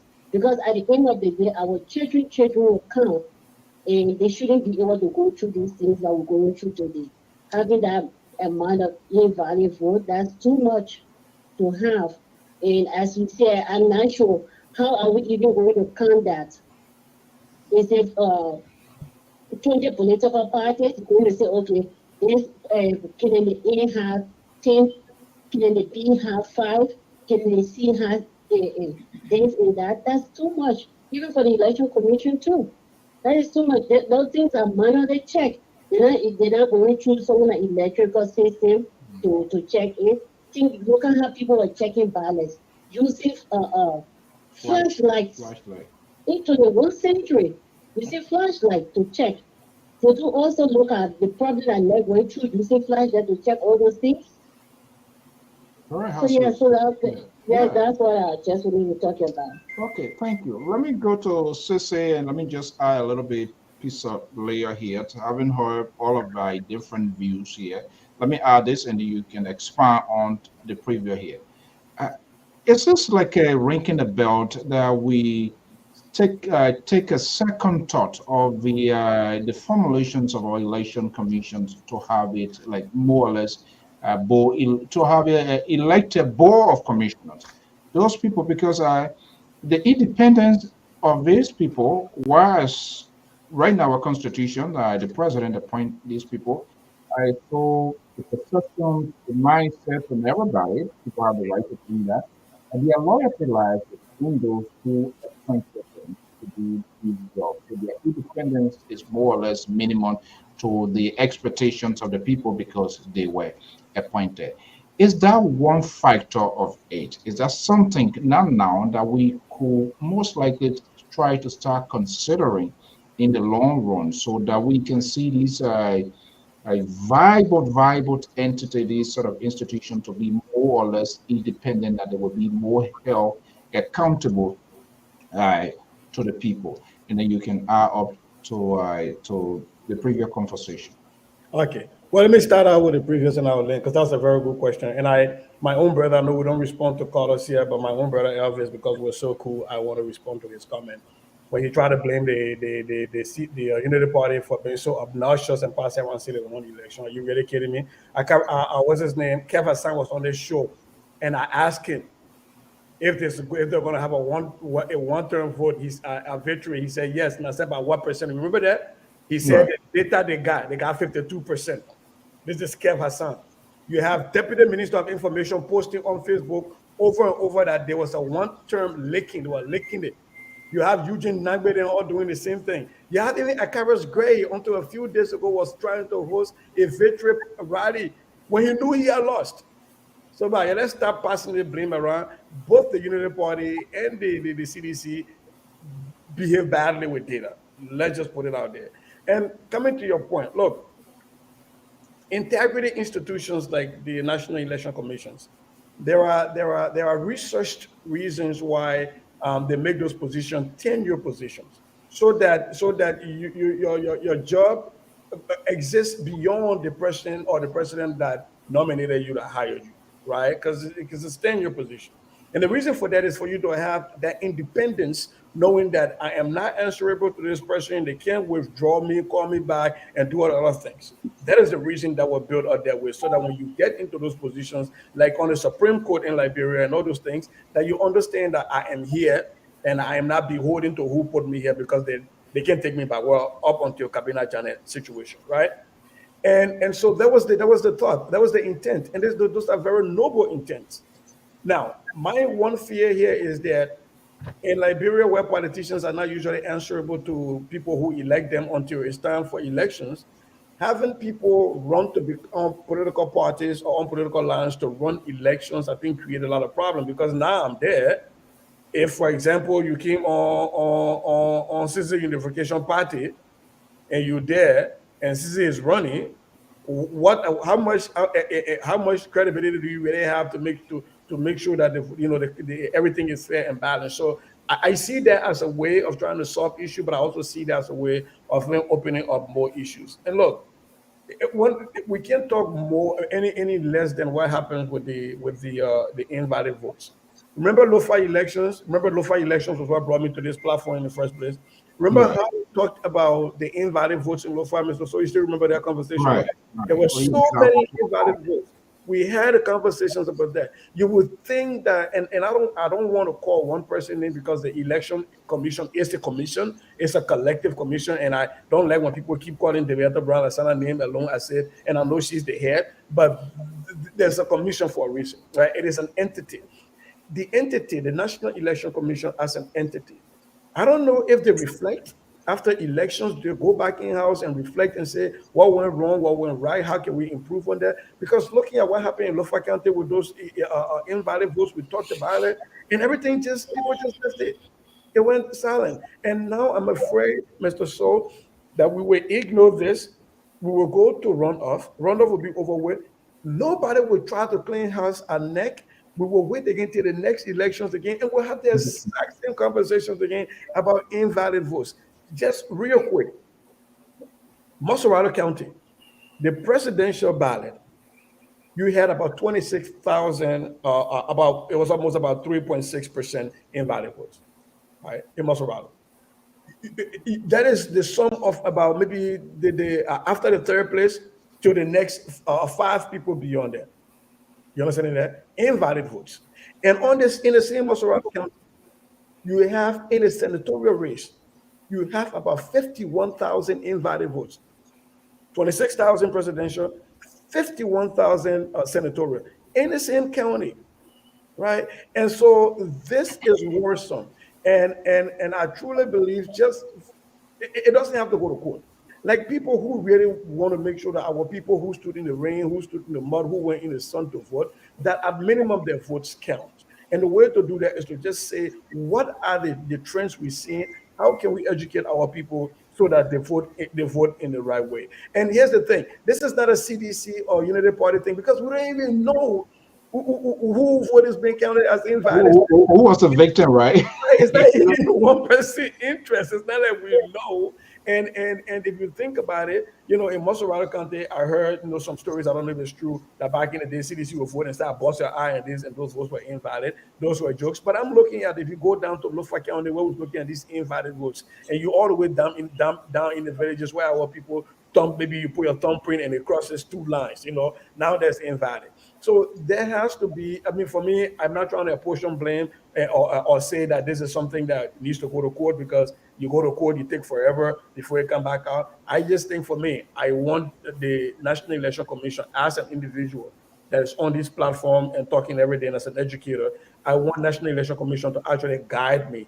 Tell me what are the trends you saw in those invalid votes, so that we can do the work for you. We can start educating our people on this platform on how to vote, so that when they go to the second round, that that what they want, that their voices are heard. That is just the point I'm making. I'm sorry, there was a story, but I can't mention that, so no need of talking it from Mount Gibby. It's not, seriously, it's unbelievable, because this election, there are a lot of things happened in the past, and it brought in back some sort of flashback reflection. If you hear certain people name that are participating, there was an outburst. But for the integrity of this network, we can say it. Let's get to the last critical thing before we go on. And I want us to have a really sort of a review. Out of the 18 gone, narrowed down to 2, right? So it's squared down to 2, more or less good level playing field. So who has the political advantage and disadvantage? Let us remember, the senators, the representatives, they are no longer on the ballot. That is consequential. That is important. This is where the resources comes in to execute an effective election. Because this election, more or less, it was also voted on a variety of issues. Okay, I'm a senator aspirant, I'm a representative seeking for Unity Party. So I'm voting for my guy here, I'm voting for the other guy. Those guys are not there. And I know most of those people without the facts, but to the large extent, they executed, they waged their own campaign. Maybe a resource that comes in very limited from the party side. Now, can these people, those guys that won, the man from Grand Gita that won, can he go back, some of them to independent? Can he go back now to his county to campaign for Joseph Boyka, to campaign for George Weah?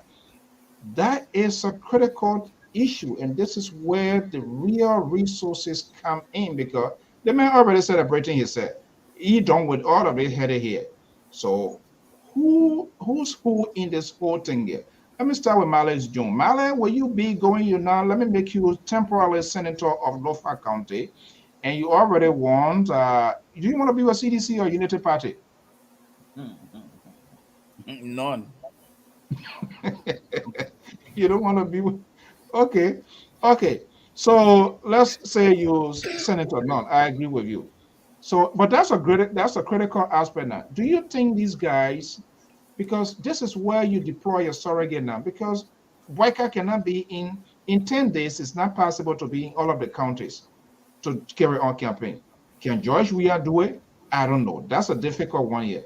But they have their senators, they have their representatives. I assume these people were elected because these people somehow, admire their political, or they have some admiration for them for which they were elected. Do you think those guys going to go back just how they were going from village to tell their people to vote for their choice? Do you think that's what's going to happen? Or we're going to see a different scenario again and we're going to come back here to have this conversation? Well, the answer is no and yes. If we all agree in principle, if they all agree in principle that Georgia is taking this country in the wrong direction, then the answer is yes. But if they have this undivided thing, then the answer is no. All right. So I strongly believe that what is happening now is like history is about to repeat itself again. But it's like I want to really give my credit to Unity Party for preventing CDC after 6 years in power, for preventing CDC from getting 50 plus 1. I really want to give them that credit. Because 6 years, with all the resources, they should have just knocked that cutting tree down, just, in a split second. It didn't happen. So I want to take my hat off to them for a very hard work. I consider it as victory in disguise. But here is the thing. If we go back to 2017, there were too many errors, round two. If the Unity Party don't revisit those errors and get relaxed, trust me, I can see. What example of the errors? No. We'll get more time to talk about those errors now tonight. I can see CDC taking over. I have just developed a strategy that probably I will sell to Unity Party because I strongly believe CDC is taking our country in the wrong direction. I don't have to be in any party. Yes. The massive disappearance and killing of our people alone, where a government don't protect citizens, is a problem for me. But I just developed a strategy today. And the title of that strategy is 01 DRS4 strategy. And if the UP use the 01 DRS4 strategy, they are going to beat CDC. I will expand on it next week or tomorrow. What kind of code is that? Mr. Moderator, I gotta leave. I'm going to pick up my daughter. But actually, it's a strategy that I have developed that I can sell to UPP if they need it. You brought DRS. Yeah, it's titled 01 DRS4 strategy. The Democratic Republic of Congo? Well, I will get you the breakdown. Okay. My goodness, matter is something else. Okay, the Liberal. Yeah. So this is I'm watching to see, and there are two things here. Let me just point it out because we also have to look at where all of these people where they fall below the belt. If Ambassador Boyka, the number that he got 2017, if that number come up in Lofa, I don't think we're going to maybe talking about this year. That we're going to be it will change the narrative. If you are pushed in the southeastern and ignore the fact, well, that George we are laying, you never do anything. I think that was a wrong strategy. You want it, you got to go for it. 1 or 2% that will be persuaded, your language, your tone, how are you going to do it? That did not happen. We are coming. Would that going to be like a no buffer zone again for them? Would they be waving a white flag? That has played there with no need for us to put resources. Do you think they want to go that route again? No, I don't think so. I think they learn their lesson and follow more. Ambassador Bakai recognized, and he knows this, that Southeastern is part of Liberia.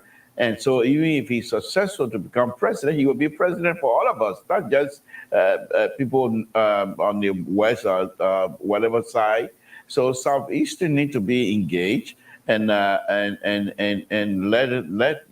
mean, you know, give them the opportunity for those who perhaps have not seen you before or heard you talk about certain things, engage them and perhaps see what the result will be. But Mr. So, I think this upcoming election, this upcoming runoff, it's going to be an interesting one, though, because all of these 17, 18, participating in the presidential race will no longer be going to be there. However, if the trend that we saw in the October 10 election, if it stays like that, then I think Ambassador Bakar will not be in a better position, to so to speak, because if you take all of those people out, Southeastern, if you don't engage them to chip away President, we have vote from Southeast. If you don't engage the people in Grand Bassa County, okay, all of the, in fact, even in places like Nima, where he didn't get that much vote, but you want to chip away more out of that. So I think the Ambassador Bakar needs to show that yes, I'm confident in this upcoming election. The number will prove those things, but at the same time, I'm going to be the father of the nation, and I want you guys to give me your trust and let me make sure that we all get out of this thing as a rescue. As he stated before, he said, you're going to help us to rescue you. So if you continue with that positive message, I think he will do well. As far as President Weah is concerned, the vote against, not vote for Ambassador Bakar, but vote against President Weah, for me, is huge. The anger vote, I call it, is huge. So President Weah, I'm not too sure which way he's going to go at this time to try to resolve that, because there are many people right now that are angry. Now, his popularity from his days of soccer might be something that he might fall back on and perhaps try to get some leeway out of it. But the folks around him that are hated in Liberia, I don't know how he's going to redeem himself out of this. It's the folks that are around him more hated by many Liberians than the president himself. And I think they're trying to say, if we give him another 6 years, he will still hang with these people and they will do what the people are doing. They disregard for public property in terms of the usage and what have you.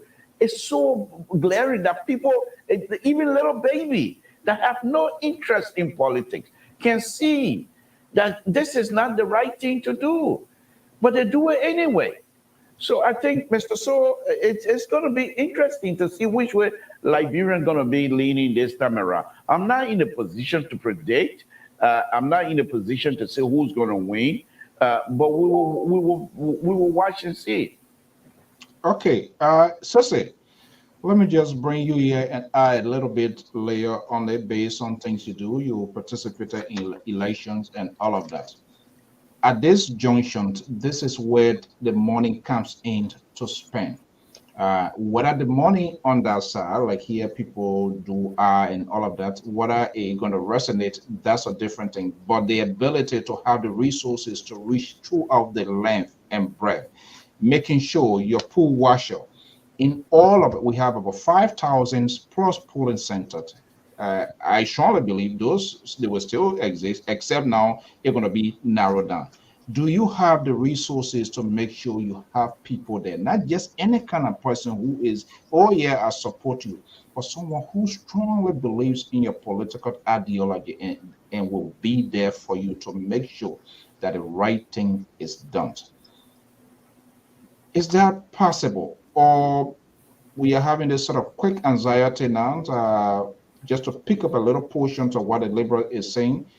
Okay, there were other people, and which is true, when you talk to people, there were other people say, you know what, I am not, even though I'm not for CDC, Oh, I voted for this senator, I'm not voting for this president.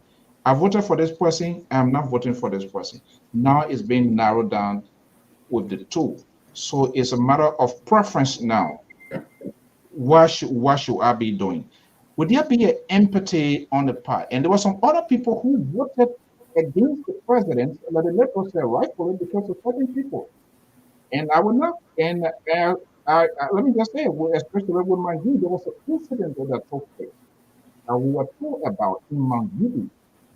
All right.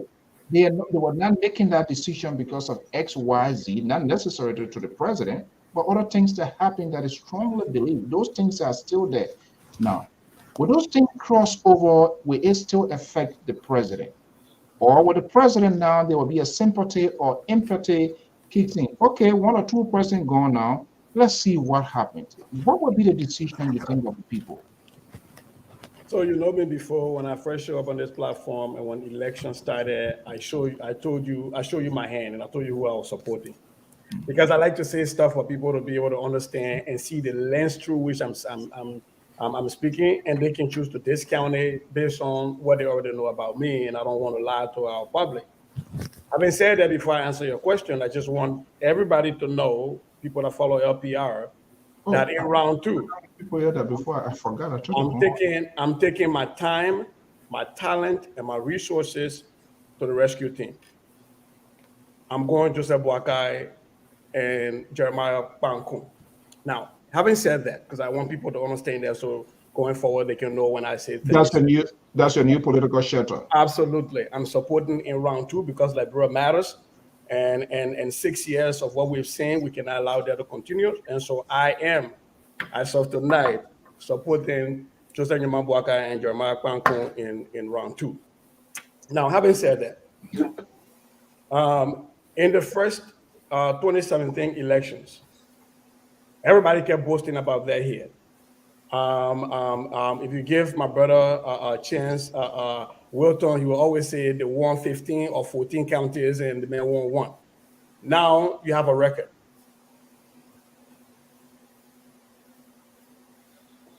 Oh, thank you. All right, hold on one second. Now you have a record. My internet was buffering. Yeah. Now you have a record you're running on. And you run on that record and you use state resources according to the European Commission. You use state resources and you run an election and you are neck to neck. I think Joseph Boakai and his team has a better chance, but there's a lot of work they got to do, and you and the Liberal have pointed out to that. Oh, some of the things you got to now remember is that there is only one senator who ran for re-election who has a long coattail that can say anything, and that's Prince Johnson. In Prince Johnson County, he carried a county with 100,000+ votes, and he carried Joseph Boakai with the same 100,000+ votes.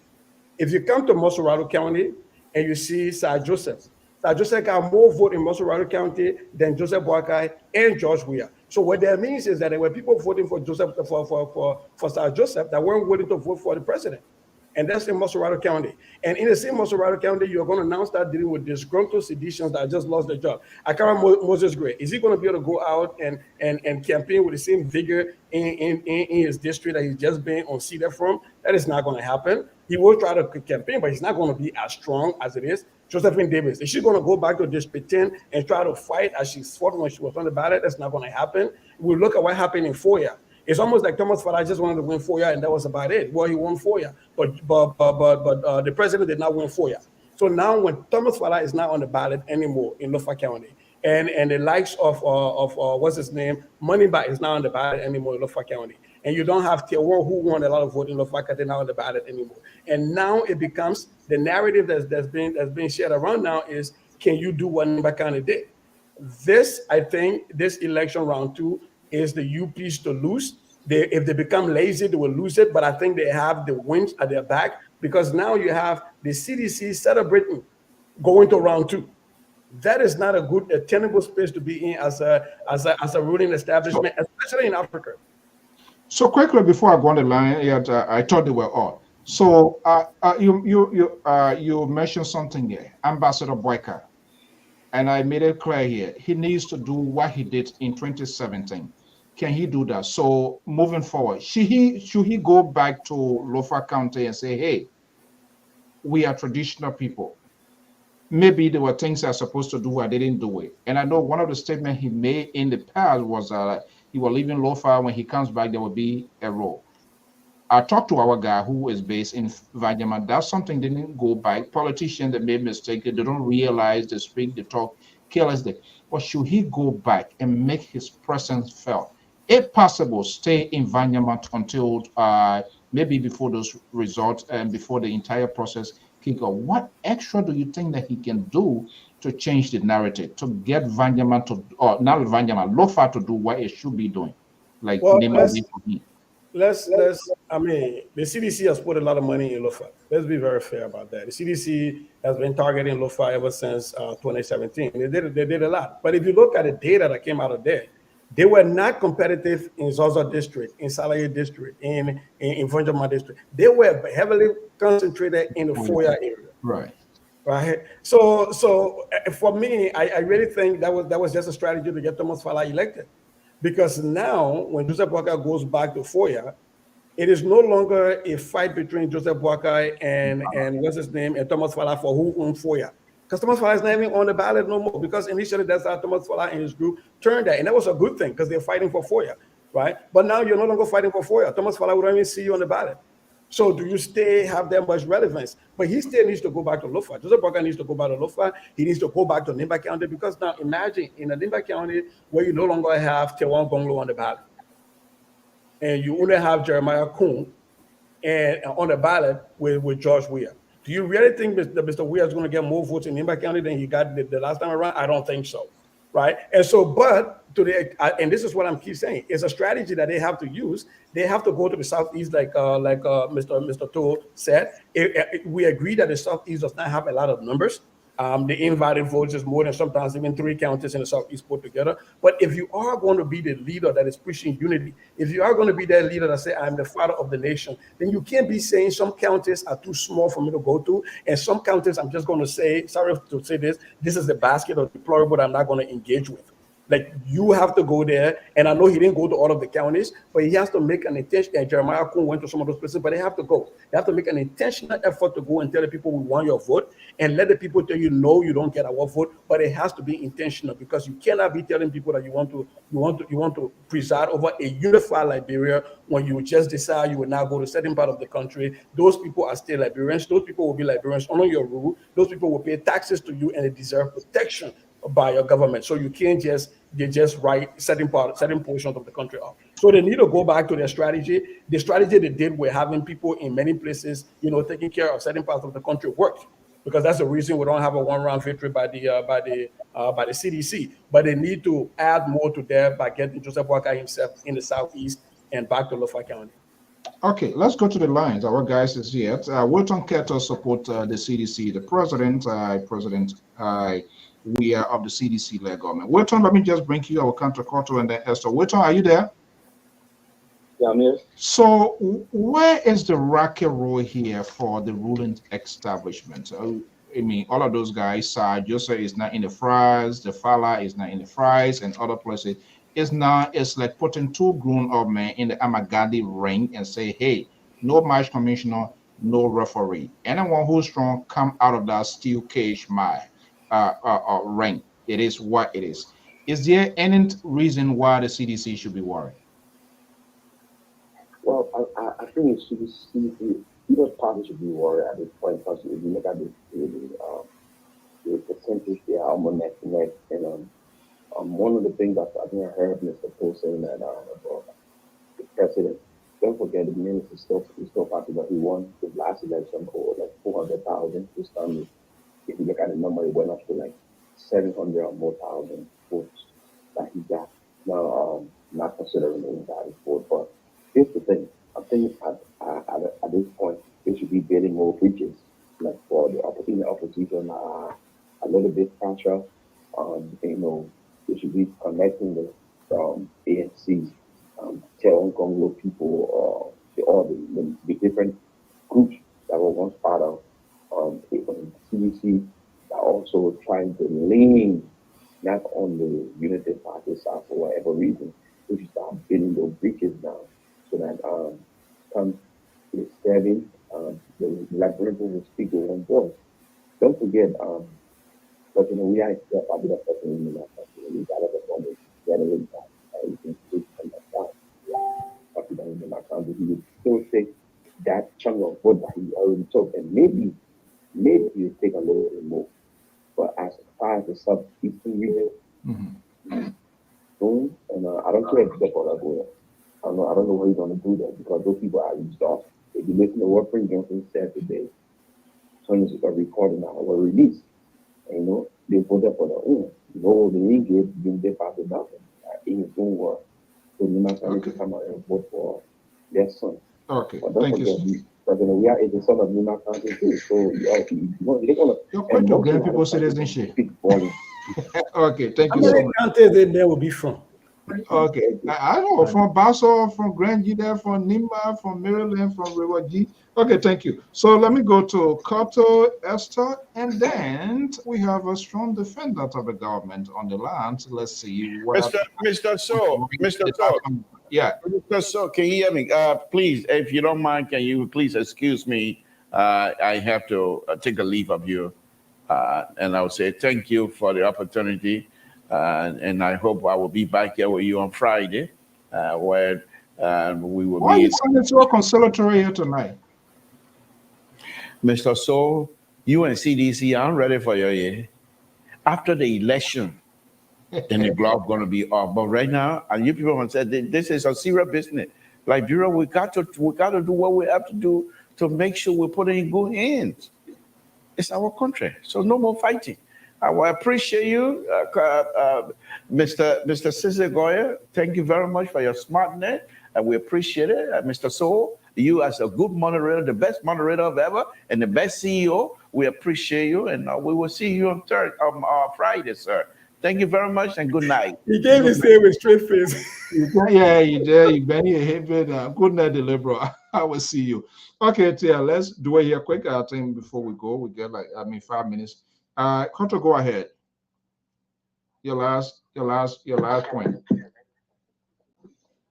Yeah, thank you, Mr. So, my last point has to do with this. Well, if we get into it, which I know we might get to that level.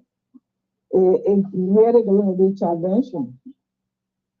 Why am I saying this? Challenging to who now? But yeah, it's going to be challenging in the sense that many of these voters that we saw for the first round might not be going for the second round. Reason being, there were a lot of these people who were running as representatives and senators. They transported people from one end to another just to have that vote. Right. And they might not be probably in the position of transporting these people back. I'm saying this because we had the same experience in 2011 when we started even trying to see how we could, locate these people to go back again to vote for Eddie at the time. It was not an easy thing. And we're seeing, as you can see, that the European Union have already discovered that the sitting president has the resources to go about doing these things. And, that is what edge he has. So it takes the mind of the Liberians to know that whether they are willing to make these sacrifices, if not, we leave it back in the hands of the very people that we don't want them to be blessed with. Okay. You can see, for typical example, what is happening now. They have not even left power. Most of the ministers have already been looted. How is the next person coming in to handle the situation? You say being looted? Oh my God, oh my God, oh my God. Hold on 1 second. You say being looted. I don't want to inject different things. You say being yes, we have been getting report that some of the ministers are already looting their offices, some director and some director are looting their offices. Taking what? That they take computers, taking all, office, material are there. Okay. So It's credible because I know I have friends working for some of these institutions and they give out credible information and even uh, like photos and what have you. So it's very heartbreaking, Okay. and this is something that people have been doing. We know how the country have been run, and having the country to go back into this process really going to be a hard broken. Okay. I know Thank you many so of much. our people are just supporting a candidate or president or this president because of love of football. But we have to go beyond that. It's not only the football. We see the level of our country today, where it is. Even from this voting process, to see a number of invalid votes, it shows that our country is actually not growing. And I heard Kenneth saying that they had a In 30 full-time, seconds, so I can go to the yeah. next photo, wrap it up. And by this time, the number has grown. Of course, it's going to grow because the population is growing. And as the population grows, you will see the number of voters voting will increase. So we should expect all of these things. These are all factors. Okay. I really don't know. People say that they hate the man, they hate the man. I really love Leah. It's just that he's just not the person right now to take control of our government, our country. Thank you so much. Let me go to Esther quickly here, but associate after Hassan, and then Cecile will wrap it up. Esther, are you there? Yes, I'm here. What could be the observations? What could be the doubt? Who you think going to get advantage and disadvantage? And I think Koto, she mentions something, especially there's advantage and disadvantage part two on the southeastern when it comes to the president that votes traditionally, whatever, considering the rural conditions. Some people are stay there. Will they stay there now? We don't know the time for the 10 days. Those that came, they have to wait. Will they go back again? People getting on motorbike from Ganta to Grand Judea to Maryland to Sino. That's another cloud that hangs over the entire process as well. This is what we're going to see political. That's what we're going to see the commitment comes in. We don't know. We'll see the movement of the people when the time comes is too soon. What's your take? So I think there will be more challenges this time around because, as one of the speaker here said, that our people will go to different districts to register because they love that representative. They will vote for that person, and now they can go back to that district or to that city to vote again. So, we will not see the same numbers that we're seeing. And from the station that I'm seeing, I think people will also vote on travel line. Some people will vote on travel line because this person is from a place, whether they're doing good in office or they're not doing good, we will just accept the person and vote for them. And like for example, for FOIA, President Weir is not on the ballot anymore, and you can see the number that Mr. Fala had, and the number that President Weir had. That shows that they were voting for their son. The same thing with Nema. If you take Jeremiah Kuhn out of Nema and just put Honorable Baka there, you will not have that numbers. So people going to vote because the person is from their county. That trust me, that's something I'm looking at. The people from the southeastern region will do the same thing. They will vote for Weir because he's from Nassau. And as you also said, I think when the president, Honorable Baka, if he wins, he'll be president for everybody. You can just now go to the other side, and maybe because the numbers they're not enough. But at this time, you need to get out there and those people who they have on social media, they both UP and the CDC, always fighting other political parties and stuff. This is not a time for it. The time of spreading rumors, people doing this, people doing that. It's time to build bridges now. Reach out to people, talk to them, what you can do, what are the plans and stuff. But most of them, from the beginning of these elections, like the CPP, in the UP, all these things that they pass through. I don't know if they can fix it right now. That's something that they will have to work on. But at the end of the day, Liberia is first, and we're hoping that our people will be educated more in this voting. That's what I have to say. Okay. Another thing I want to add, I'm not sure if they could add this in our school curriculum that will educate these people about the law for country, about voting, and all these things that they need to know. And because if a child knows how to vote, if they come, even their mother don't know, they will teach their mother. So that's something like that. Yeah. But thank you so much. I think you are being celebrated by the professor himself because that's his area here. Okay, this net Sissy is cheering you up here with applause. Okay. So I think your credit score gone perfect here. And I know, Sissy, I'm sorry, we are actually over the time. Hold on one second. We always don't leave voices behind. We don't decide who to call, who not to call. It's about the country. I'm not talking about my house. We're not talking about Sissy personal home. So we are discussing about the country. So sometimes people get in feeling. But on the line from Washington, D.C.'s area is Kev Hassan, the deputy spokesperson of the CDC in the diaspora. That's what I like in. Kev, good evening. Good evening. My man, no flower here today. How you guys doing? I'm so kind of discouraged that Mr. Goya went the other way. I expect him. You should have placed a phone call to him long time before he made a pronouncement. You get a number. I don't see him in an alliance with Prince Johnson though. No. Why were you call Prince Johnson?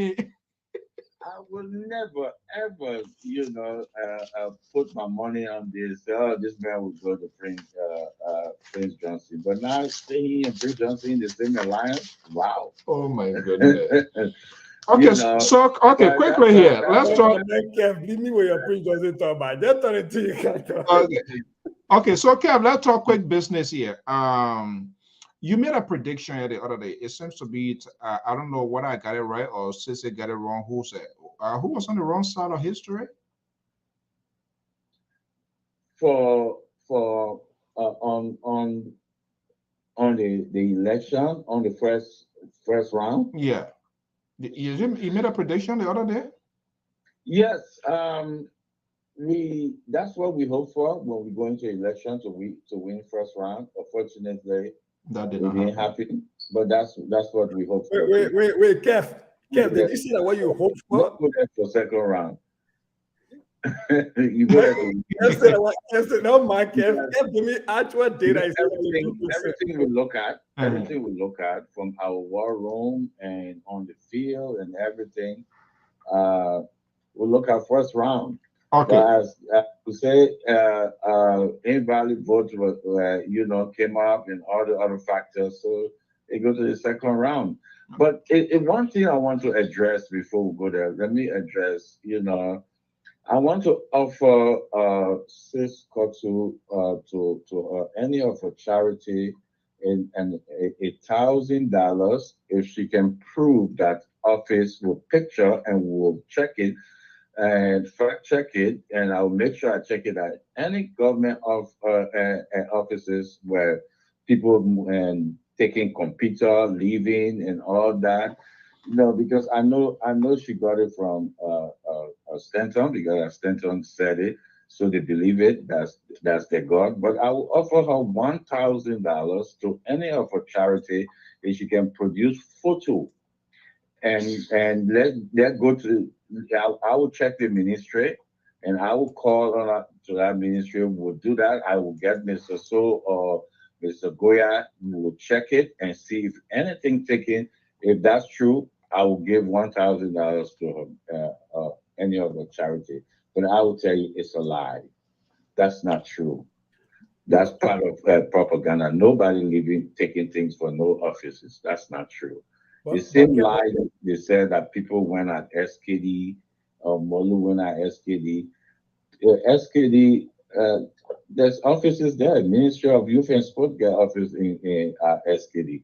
So who will go there at night? What are they going to do there? They have all this conspiracy thing that go into people's head. And I said this on your show. After this election, when this president win, all those kind of things will go away. That show like you guys show will surface and people will speak the truth. Because we cannot have that. I said it on Freedom Today FM.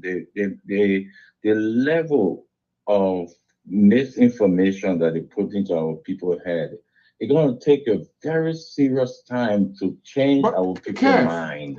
Seriously. Kev, when it comes to misinformation, Freedom is also is a reservoir of throwing things out there as well. Fair to say that? Well, if you You may have messed that up. some of the misinformation you say, then we can talk about it. But I just point out the misinformation that Miss Kotu got from a former station, and she talking about it. So I just want, because for me, I would just put something down and let's go and let's have that debate, that fact check it, because that's not true. They say a lot in a country. They have their own neck, which is my former station. That's where they get it resolved. Everything they get it from there. Everything you say. And that is the problem. So I feel like we should go past that. If you bring anything other stations say that, we can deal with that. We can talk about it. Well, we can't confirm. One second. I want to show you a proof. I don't want us to argue on. Hold on 1 second. I stick to your charity, not gamblers. I will give 1,000 to end of your charity. Okay, guys, hold on 1 second. And the next thing is, I mean, even Granda in Liberia that is stuck on the thing he's Granda. Okay, but remember, hello. Carter, come in 1 second, please. Hold on 1 second. And Granda in Liberia, I don't hear on DNC and this thing. Hold on 1 second. Hello.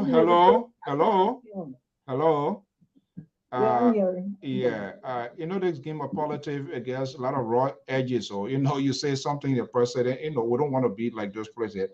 I mean, he's throwing out there, you have the right, but I think Sissy wanted to come.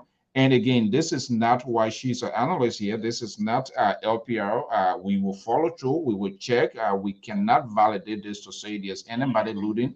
There are a lot of information always coming out, but we always try to validate information before we announce it. We're not just breaking it. But I think Sister wanted to ask Kev something. You wanted to ask Kev, or you wanted to say something? Kev, when you asked the question about Freedom FM, and Kev said we should put something in its place and then we can discuss it.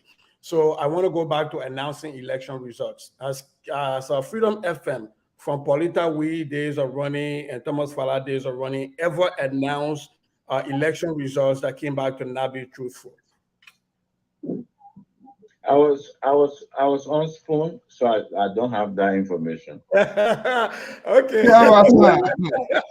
Man, this guy. Man, just make sure now 1,000 you betting. Just make sure 1,000 you betting. Come share there because I'm 52%. No. I will get you one proof. I'm not just coming to say something here. I got my proof. And she Ghana in Liberia. I'm Ghana in Liberia even more than her. But you different ministry. I'm not talking about you. Hello. We're not gonna. Okay, hold on. We're not gonna do that. So do me a favor, Kev. Do me not Kev. I'm not gonna focus on it. I'm not gonna focus on that. This I come in. Kev, 1 second, please. So Koto, do me a Yes. favor. If you have anything, if you wish to share with us I will in the do group it, or and I will share it, do it. then we I can will have do a. it at my own appointed time. Okay, then I we will can do have it. It's not kept going to tell me you're getting 1,000. Like I think I'm one of those who's looking for a bribe or money from okay, so someone. what we're gonna do, And I'm let's speaking table what that. I'm There are a few speaking on things. what I know. There are a few things I'm out of time here, and there are a few things I wanted to get out of Kev here since he come in. So let's table that when we have the evidence, something in your hand. Then he, as a spokesperson, we can bring him here and say, hey, this is it. Maybe that donation can kind of help you out. Nobody don't give her anything. Sister, what do you think? Like, Well, I agree, but especially. I said, hey, Morel, you looking for a hospital? Yeah, but especially Kev get small thing for me now. Send a message like I'm win 52% in win. They get us small out into LPR. Can't get free money. I'm not getting free money. Let's go there. Okay, let's back to the conversation. Okay, Kev. Yes. Usually it's a good sport. You let that thing. Yeah, we just kidding. We don't want to put a good. Let's get back to the conversation. Out of 2018 gone, 2 down. We're hearing it's now the president and ambassador boycott. Kev, what is happening within the CDC? Why was there a celebration for? Was that a celebration of it being a runoff or CDC? So say, okay, now it's among 2 of us now. This is what we wanted to see happen. You talking about what happened in at the headquarters? No, I'm talking about generally. I'm talking about the most likely it's a runoff. We're waiting for the official announcement. No, you're talking about celebration. What celebration you're talking about? Yeah, from the headquarters. Yeah, at the headquarters. You know what? No, you see, a lot of people don't know. It was not a celebration. It was bringing our folks together and get our folks together to get back into that energy and go back out there. It's not. We're not celebrating we want to win. We had our winning game plan, so we're ahead of the game. Okay. Ready and go back. Yeah, so, but Mr. Goya was talking about the Goya talking about Nimba. You got to look at the number that come out of that 2 county.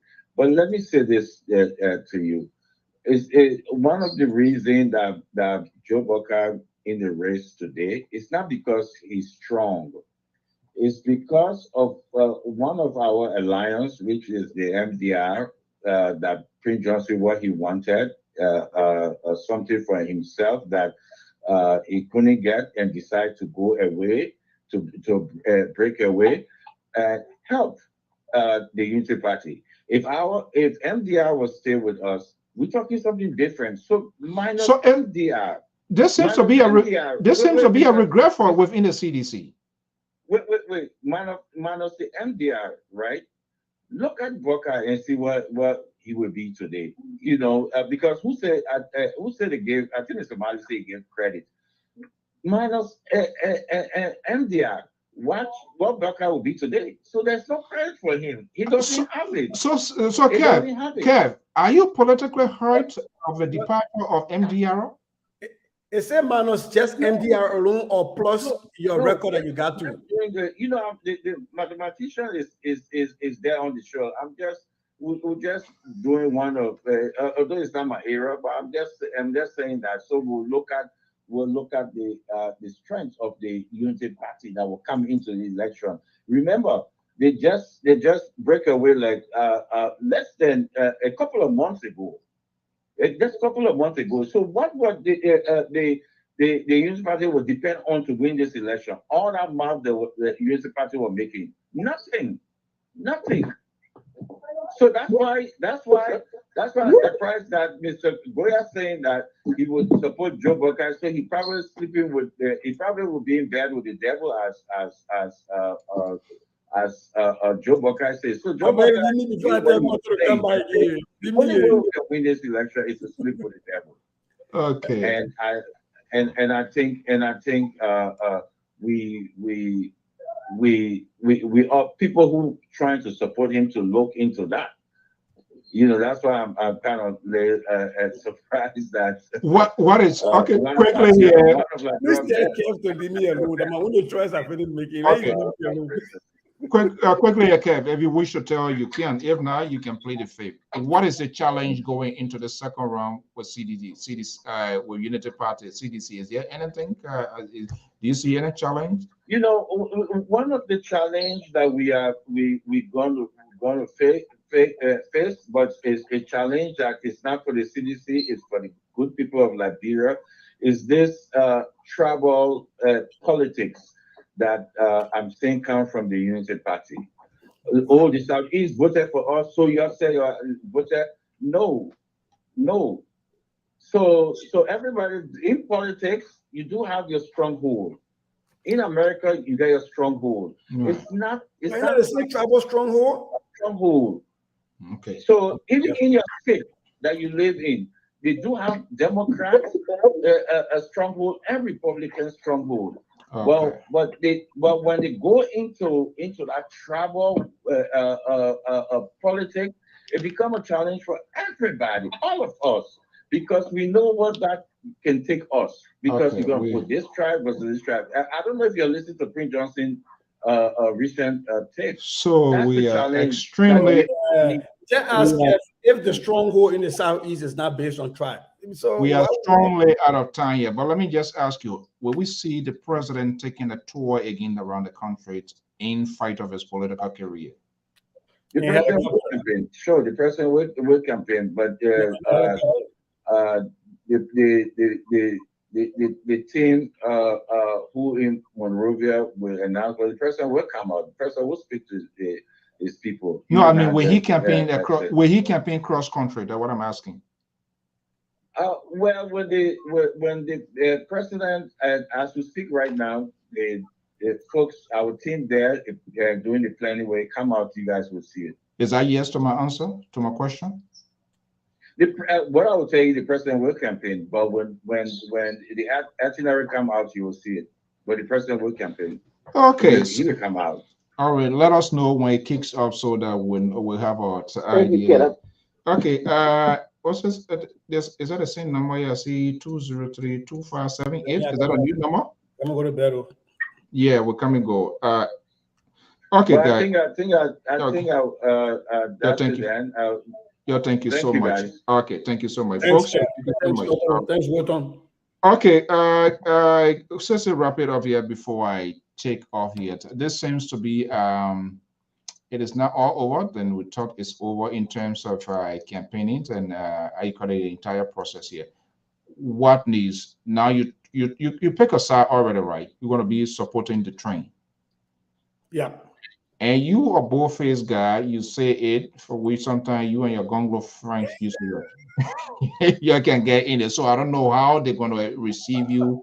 Whether they're going to take heeds from you or all of that.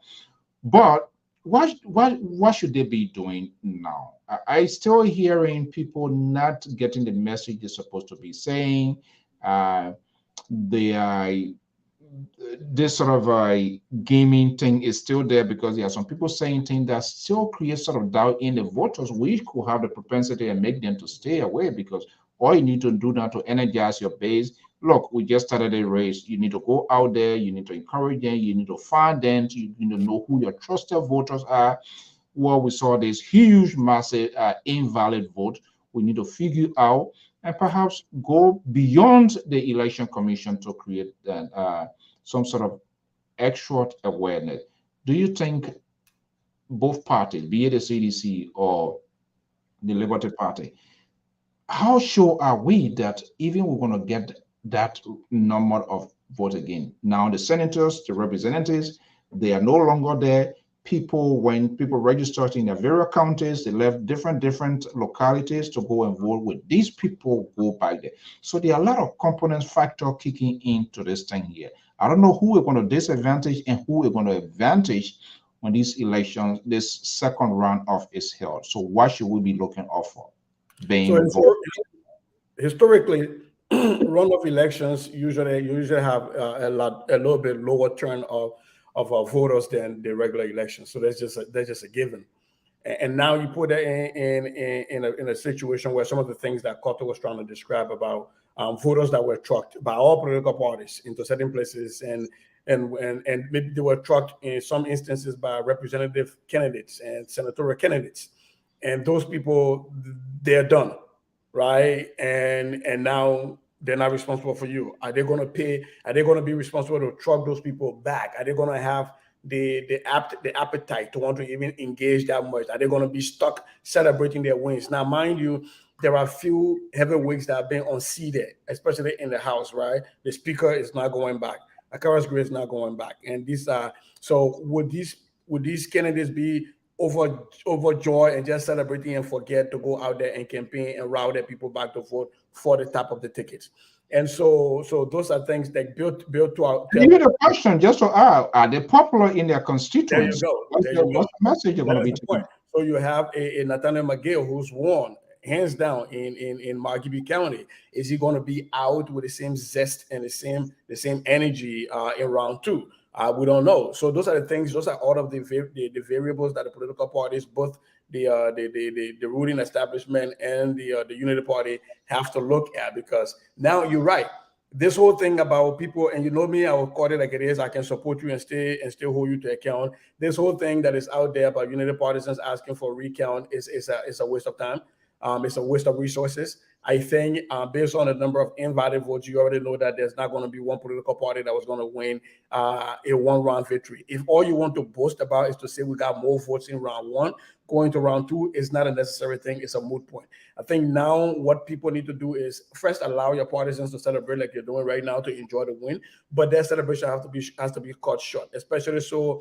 People are celebrating for the unseating of the speaker and other places. Bill Terway got elected and all these other people. Yeah, people put their hard work into it. Let them celebrate, but the celebration should be tempered and there should be a quick turnaround into strategy. Into now, how do we make sure that we energize our people to come out, knowing fully well that not everybody's going to come out. Because this is round two. Most people don't have the appetite to go back again and stay in line for round two. Most people don't have the appetite to go stay again and be waiting for people to count their ballots by flashlights. So a lot of these people, a lot of the voters are not going to show up. How do you energize your base to get them out, to get a majority of the people out? How do you get these senatorial candidates that are now senators or that lost their elections to now retreat into, oh, I'm feeling bad. I spent a lot of my money. Like, for example, Wilmer Pay in Masorata County. He didn't come even close to South Joseph. Is he going to be as excited to still come out and campaign knowing that he lost the senatorial seat? So those are all of the things, all of these two political parties have to start looking at and see how they're going to get their people out and how are they going to make sure that their people are energized to get out and vote. But I'll tell you this, any political party that's able to do that, that's able to get out maybe even 80 to 90% of their voters out, you don't need to build a coalition, you will win, because the voter apathy in round two in most elections is very palpable. So I think the celebrations are just way too much. People just need to hurry up and get past it and start getting ready for round two. To start getting ready for round two, which camp is more nervous as we push towards this runoff politically? Who going to be to their disadvantage? Well, round two with a sitting president should be worrisome to the ruling establishment. When you won hands down in 2017, and if you did well for 6 years, this should not be a runoff. But now, having said that, Joseph Boakai and Unity Party knows that if they lose this election, that is it. Right, and so this is going to be a fight. Both groups, I want to believe and I want to be transparent, are nervous, and they should be, because George Weah needs in the next 6 years to solidify his legacy, right? And Joseph Boakai needs to unseat him for what we all believe for a turnaround of the country. So both of them should be nervous. If any one of them is not nervous, then they're not deserving of winning the presidency in round two. In the interest of our country, I'm going to give you 60 seconds, 30 for Unity Party, 30 for the CDC. But if you can choose to say, you know what, I don't want to go this year. If you were providing counsel to any of the campaigns right now, and let me start with Unity Party, because you are already telling your support, which of course you may have present, what should be their focus? And I'm concerned, most of these networks, some of the network, we listen to their tone, we listen to their soundbite, we know the direction to which they are pivoted, we know the direction in terms of their support here. Should they change their talking point, or should they still create those sort of unnecessary conspiracy with the purpose of thinking they are energizing, but they are not being very truthful to their base? Is it time that they should redirect their tones in order to give a voter a clear sense of direction to say, hey, this is the last and final deal that we are about to cut. This is what you need to do. So I don't know how people, because in elections, especially in this country, when the polls are even showing one candidate leading, that candidate most time will always try to pretend like they're the underdog. Because right. Being an underdog is a good thing going into elections most time, because most people root for the underdog. So even if, when the polls are showing that this person is leading, they'll be like, yeah, don't mind the polls, they still want you to come out. And so I think right now, the Unity Party should be saying, look, the CDC edge us by popular vote. They got more popular vote right now, at least according to NEC data right now as we have it, more popular vote than the Unity Party. You need to come out. This thing is not for joke. You got to come out. You need to come out and vote. If this thing goes the same way between CDC and us, we might not win. That's how you get people nervous to come out, because they know that, oh, the people got more people, got to go out. But if you pretend like this thing is in the bag, you got it in the bag, and then you make a lot of the people go, well, but they don't need my one vote. We already got it. And then the next person said, but they don't need my one vote. And then gradually a lot of people sit at home, and that's how people start getting 200-300 votes cutting right. short. Right. That's how people lose elections. And so I think there should be a pivot to the narrative. We did well, but we didn't do as much as we wanted. You can see CDC still got more votes. We still need people to come out. That is how you utilize that. And you get your people out, you get people energized and say, we need you to put us over the hump. It would not benefit the Unity Party. The ANC is now going to round two. But you need their vote. Or at minimum, you need them to stop opening up new front lines. You can't be fighting on multiple front lines. It doesn't make sense. So some of these things, you got to pivot. You got to reach out to people and try to talk with them and try to talk to them and listen to them. And to the extent where they refuse to come on board, you don't attack them, you pivot. When they say stuff, you pivot from it. You going back and forth does not make sense. So this is some of the things I'm saying, and I'm hoping, as time goes by, cooler heads will prevail, and they will pivot the conversation to why Josiah Imambwaka needs to be elected, and why people need to join the train that weren't on the train before, and why it's important for Liberia that Josiah Imambwaka get elected. Sitting over there and calling people, their numbers small at Res Green does not support you. And you have to be reaching out to seditions. You can't be calling them tiny seditions. It's disrespectful. It's despicable. You cannot write out the Southeast and say the Southeast belongs to George Weah. We can't do that. We can't have this tribal politics, because then you might win a nation that is divided. And you have to spend a lot of your time trying to unify the people versus spending that time on trying to provide them the necessary development and access to healthcare and education that you promised them. And so I think and I hope that the message will pivot, and that people will be out there talking to people about why it is that they need them to vote for their candidate. That we have Kev come on this show. I like that. Kev comes and talks about his candidate. We joke about it. That's what it's supposed to be. We talk about who we support and how our people should go out to support. It should not be patriotic. It should not be acidic. It should not be us insulting one another, because then the people who listen to us take that. And then the problem becomes very acrimonious at the polls and on the streets. So I think if I were ever in a position where Unity Party listens to me, that would be my message to them: is how are you pivoting? How are you getting ready to lead a unified country? As far as what advice I give to CDC, I'm sure CDC has a lot of very smart people. Kev Hassan was just out here, and I think they have enough opportunity to espouse those ideas. Legendary Sister Goyard. Let's see here.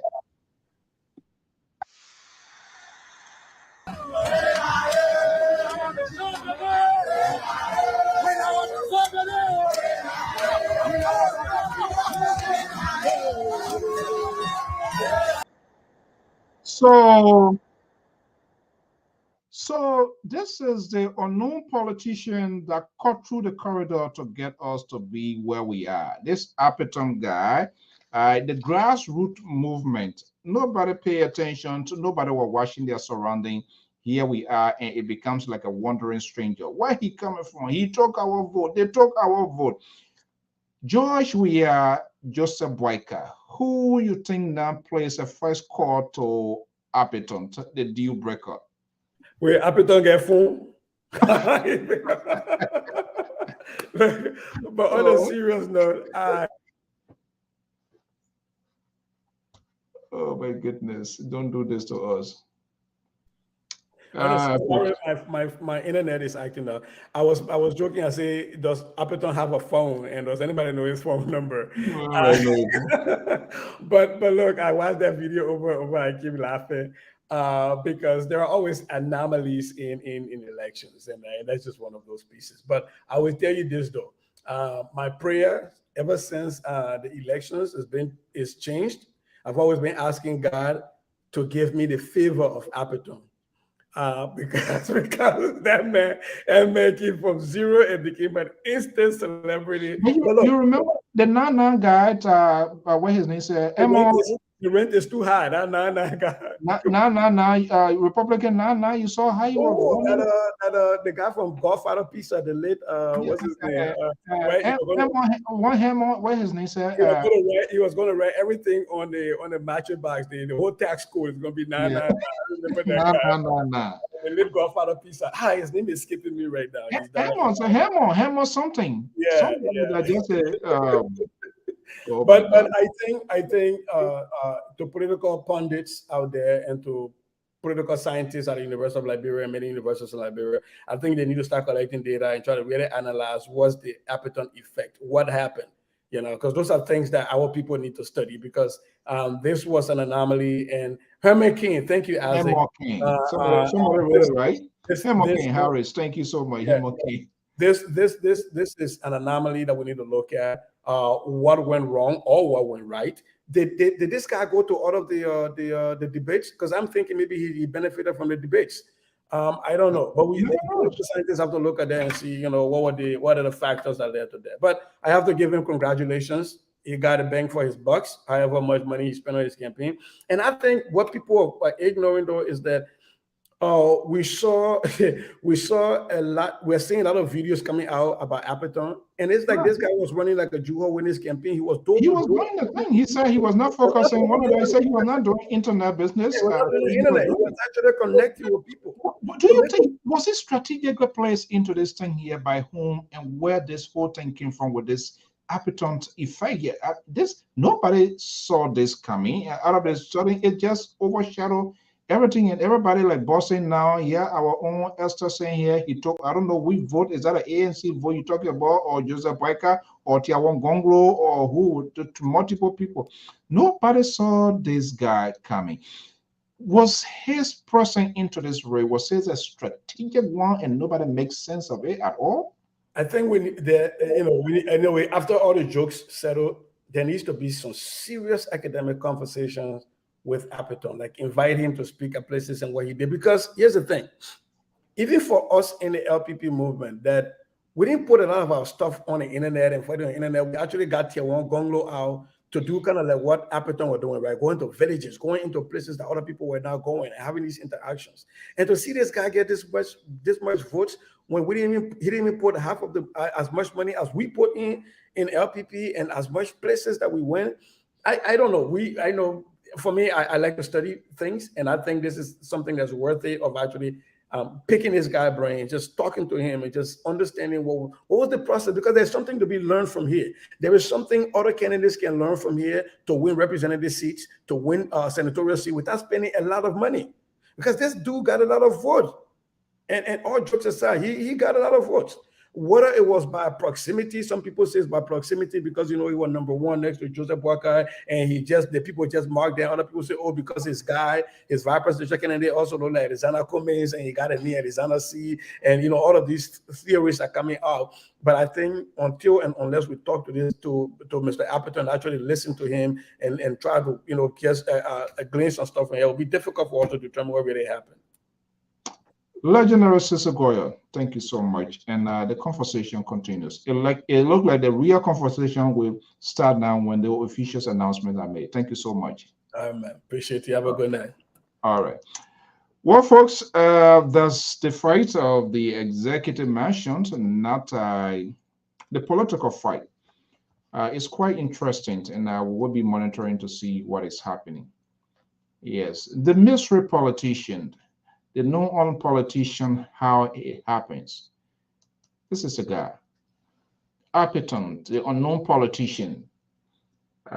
He came to really change the whole landscape of the politics in Liberia. I want to thank all of you so much for your time this evening, your comments, your tweets, your suggestions, your criticisms, your opinions, your views. This is what we do here at on LPR. We do not leave no one behind. Every voice is mattered. To our senior contributors, our analysts, we say thank you so much for your sacrifice, and those of you that call in, and even those of you online tweeting this morning, this afternoon, this evening, depending on your location. It is for the love of your country, not to wash out necessarily, but you want to know what is happening within your country. And this is something we need to be keeping eyes on. When we having this conversation, we must have a civil national conversation. It doesn't matter when a person is a sedition, unity partisan, liberty partisan. Let's listen to their ideas and see what makes sense that we feel is applicable to the country. And I was just saying this because part of what happens today, yes, NEC National Election Commissions is the institutions responsible to create the safer education to the electorate. However, I don't care how you turn it. The stakeholders, they ought to have shared responsibility. Talking about a civil society, they are all more or less compromised or having ties with this political institution. So that's the problem. So you who looking for you got to find it. And part of finding it is to educate the people. You have an election, you are a political party, not just a social club. You are unable, or you send your pool washer out there and you can't even maintain them for 1 or 2 days. You're telling them go when you get there, then we'll send you mobile money. Seriously? I should leave Morovia, go to Riverside. When I get there, then you send $50 or $25. When some of these people, they have families at home, and you think that when they go, they can be compromised by financial violence by any other person. Those things, it happens. It comes with commitment and sacrifice, and moreover, financial resources. If you don't have it, then I find it very difficult as to how you're gonna do it. Let's tell you, in the last time around, the election with Hillary Clinton and that of Donald Trump, even though she was whipped, in the last round, 192 million the last week from the Clinton campaign, the missionary, the superpower, Priority USA. Even at that, they were defeated. What happens if you don't have it? You send somebody away to refugee, they may get 3, 4 children, or sometimes the woman is pregnant. Then you say go to refugee, then I was sending you the mobile money, and you expect the person to do a correct tally sheet marking. You know what the law he's gonna meet up with there. You know what Jesus is gonna come in his way. I'm just being realistic. So if you do not fight for a cause, I'm not talking about physical fight, but if you do not fight for your cause and prioritize what need to be prioritizing, we are hearing some of those people, the money. There were a lot of people did fundraiser here in the name of the different political party. We're doing this, we're doing that. At the end of the day, it didn't go where it's supposed to go. I know that's a different story we're going to hear then in the interim at some point in time. But if you can't fight for a cause, and if you can't pay people for their services, and you're going to be consistently telling people God will bless you, people being blessed from day one they were born. In the future, no future. We are already in the future. So when he or she goes out there, whatever he or she finds, that's exactly what they're going to deal with. And we have heard that story over and over. Some big political parties, they send people out there. Other people didn't get anything, and they was telling them, oh, we will send it after you. And even when they send what was promised, that wasn't fulfilled. You put that person that at risk. You have to make that person to be compromised, because when he or she gets any offer from any of the other challengers, definitely may get 2, 3, 4 children, woman pregnant, no food. You think you're gonna wait? So, oh, when Joy we get elected, I will send you to Lpr-Tv, or when Boyka get elected, you will go to what, MPA? When 300-400 US come, that you tally sheet, water can carry it, and you will have your own to blame. So it is a sacrifice. It's not just people sitting down on platform and talk blah blah. We win, we win. When you are not even investing into the rightful people, it's not all about it.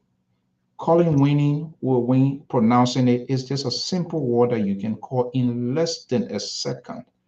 But it has to be manifested into actions. And part of that is to have people in the 5,080 plus polling center.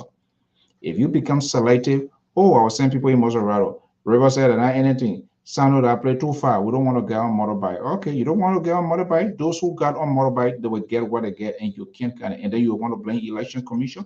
These are all responsibilities it comes with as being part of a leader.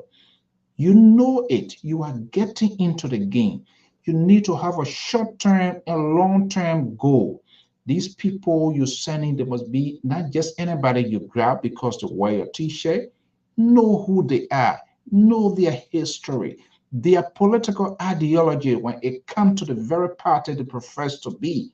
Talk to them, their willingness, their sacrifice, that even if it requires them to stay extra 2, 3 days, they can do that.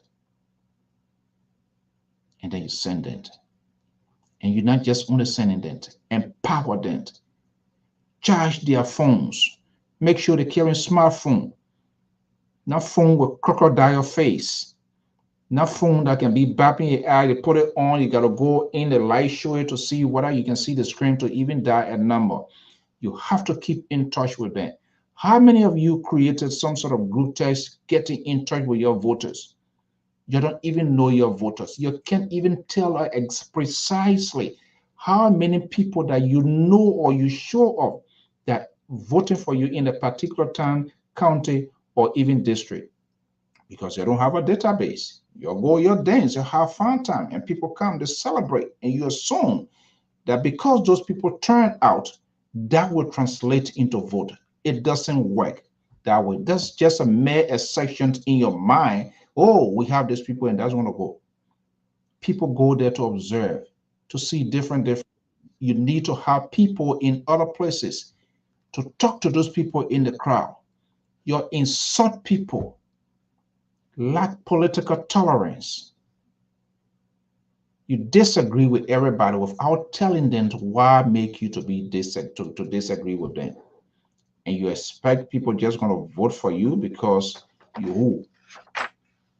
It doesn't work that way. Be tolerant, be patient, convince people. And sister say, hey, who told you there are some seditions who don't want to cross over? Who told you there are some Unity Party people who doesn't want to cross over? I don't know whether it is true, but I saw it from Calabar. People making lays way ahead before the game could even start. Why are you doing? You alienate. There are other people who are working hard. If they don't see themselves in the fire, how do they feel? That's just dangerous. Lack of political tolerance. Sit down on network and just talk and shout empty mouths. Empty. No strategy. Everybody butting heads. Go into those towns. Be visual in your communication. Let them see you with picture, not just only talking. I'm not sure what I still want some things to say.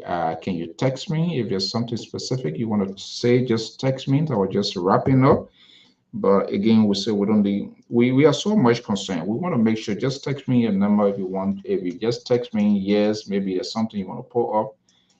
Probably you are driving, that's why you didn't come on. So if you want to do that, just let me know, then I will let you know. But that's a problem that we are having. Everybody, they hear somebody's voice and then they get in their feelings. Seriously? We are not talking about your house. If we're talking about your house, then you have all reason to get mad. We are talking about a country. That's the Republic of Liberia. Everybody has the right to associate. Let me just, guys, just bear with me, please.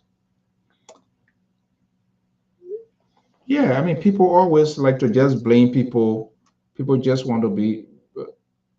Oh, okay. All right. Thank you. All right. People just want to blame people. Yeah, I know the election commission is supposed to do their job. But what happened to all these auxiliary that they have in their party? This group, this chairman, this woman rule. Part of that, the standard bearer cannot reach in every village or town. It is you that believes in that person will enhance the person message. But you get on program, you get on a program to educate or inform the people. You take 1 hour 45 minutes and talk about somebody bad behavior, what they did, what they didn't do, and then you take 10 minutes of that, your 2 hours about the candidate. You first of all talk about yourself. Then you divide that into half before you talk about the candidate. So what are listeners? What are they taking away? It becomes convoluted. You confuse people. You talk about somebody who, the person that you're now voting for, you use all of your time instead of offering the ideas, the developmental agenda, the person healthcare plans, the infrastructure, how they intend to improve education, agriculture, every country that cannot sustain herself. You fall. We know what happened to the great Soviet Union. Soviet Union collapsed because it was a country that could not feed herself. But part of the reason we are having all of this is Liberian loves entertainment. Creole men say people will labo talk. They just talk empty. They have gone all around. They are affiliated with all of these parties. They go so it doesn't work. They come so and they turn to be a newborn person, an old wine in a new bottle. Tomorrow when they start flipping up on you, then it becomes a surprise. Oh, I didn't know. Yes, you knew it, but you play blind eye. The left party one to party two, party three, you did not ask them because you wanted them. These people, they are not committed. They do not believe in political ideology. And you allow them, you accommodate them. Some of them came, they caused trouble in your party. You do not have the guts to even tell them what you are doing, your actions, your decisions does not represent our party. No politicians in Liberia are willing to take a political risk because they do not want to lose a vote. The late John McCain went in a crowd and a rally, and somebody says something that does not represent his party, his campaign. And he took the microphone. He said, "No, this is not who I am." But you have people who are surrogate, they're cursing people, they're abusing people, they've been very condescending, they've been very divisive, they make some reckless statement. You, the leader, you didn't say anything, nobody called them to a book, no apologies. Traditionally, that's the typical Liberian politician. They never apologize. They are very defiant in their argument. They gave multiple justifications. It was done 2002. Nobody talked. I'm doing it now. Why should somebody talk? And they want to blame the system. Everybody corrupt. Everybody corrupt. You know you entitled to one vote, and you deliberately want to cheat and rob other people because you want to vote multiple times. So you need to blame yourself as well, not just only the election commission. The dishonesty is just from the bottom to the top. Until we can bleach ourselves, until we can have that new sense of renewal, that what we are doing, are we hurting or are we helping the country? Until we can honestly answer those questions as a people, as a nation, and that we can make informed decisions. But see what is happening in the media world today. Some other people, they're telling people they must only take the election result. They do this. Are you going out of your mind? You forgot the 2 hours you were talking when you were talking nonsense, trash about other people, instead of explaining and telling people to be persuasive why they should vote your candidate. When you're making conspiracy, innuendos, falsehood, subliminal messages, acting like they were real thing, creating all sort of fake news, making up things, thinking that you're going to persuade voters. Apparently, people are no longer stupid. So just how you lie to them, they lie to you too when they were going to the pool, because you were never honest to them. And some of you had a perfect platform, venue, outlet. And guess what? The very leader themselves, they sit down there and they allow these things to happen. They never say anything. They never had the courage. Yes, I know you support me, but can you please talk about my infrastructure plan, how I want to build the coastal road? Can you talk about my education? Can you talk how we make macro or grow the economy? Can you talk about my education plan, how I intend to restructure the education system in the country? Can you talk about how much I intend to invest into agriculture for small businesses? They didn't do it. They were sitting down there, they were throwing hay. People were giving them money. They took it. Voter went, they became the principal deciders.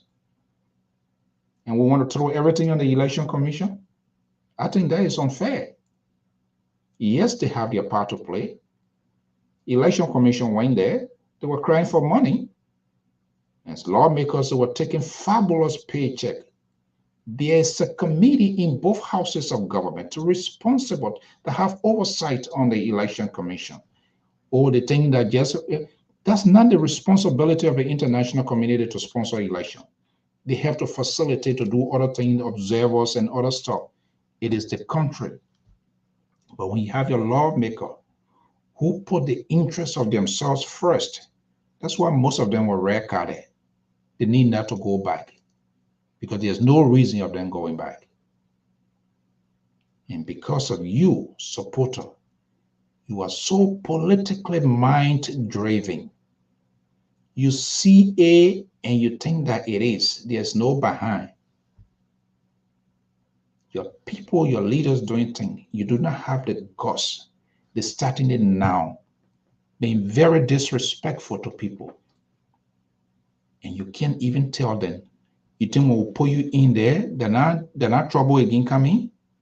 And some of you will come right back here and start telling us, I didn't know. You knew because you didn't ask.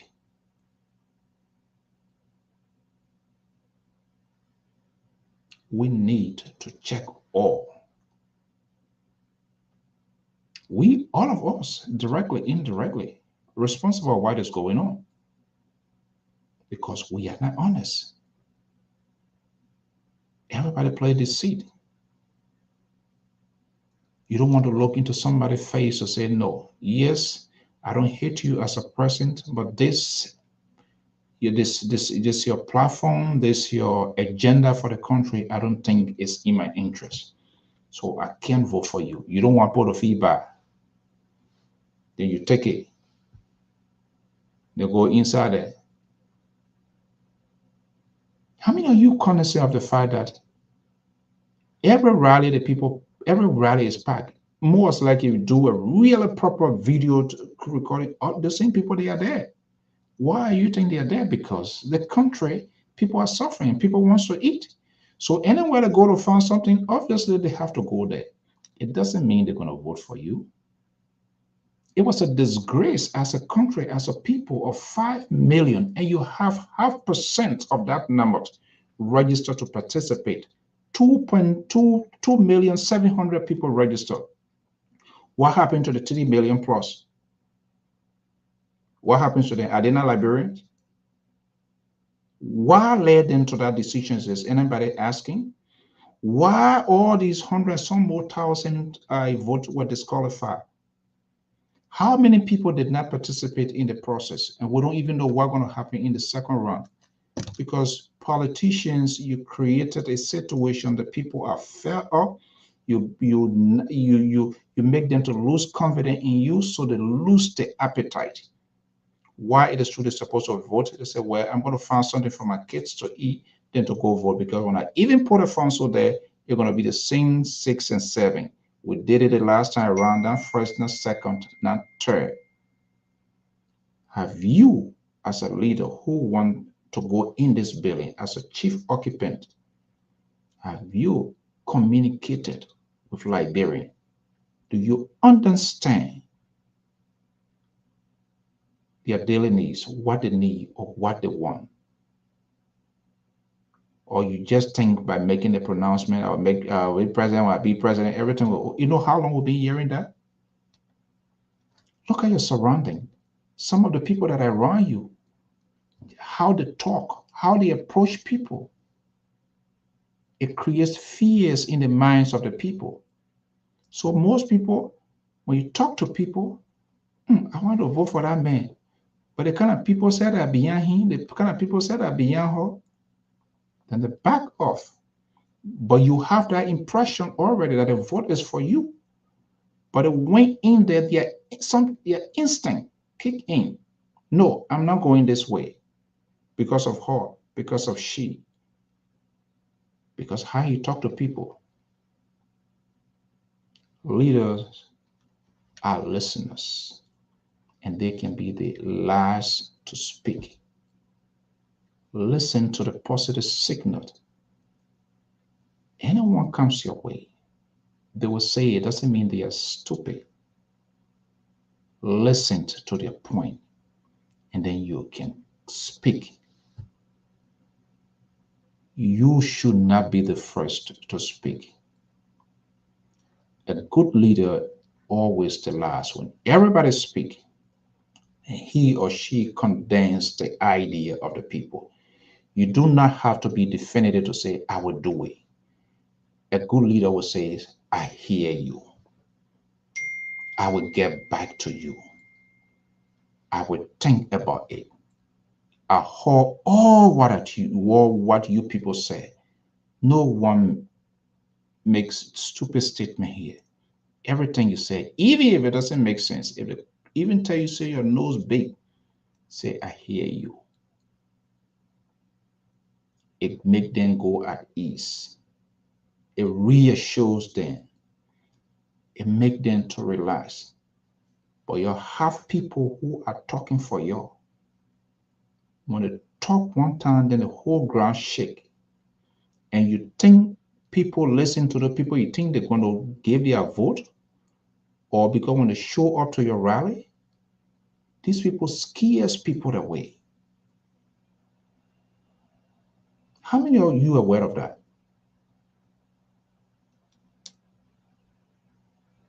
Why all these proliferations of political parties? And now you're wondering about the mystery man Appleton? Oh, Appleton was taking his little stool, his bench, and sitting down to that old lady. Ma, I beg you, please vote for me. I will change your life. You were not shouting. You were not going on Facebook. You were not screaming.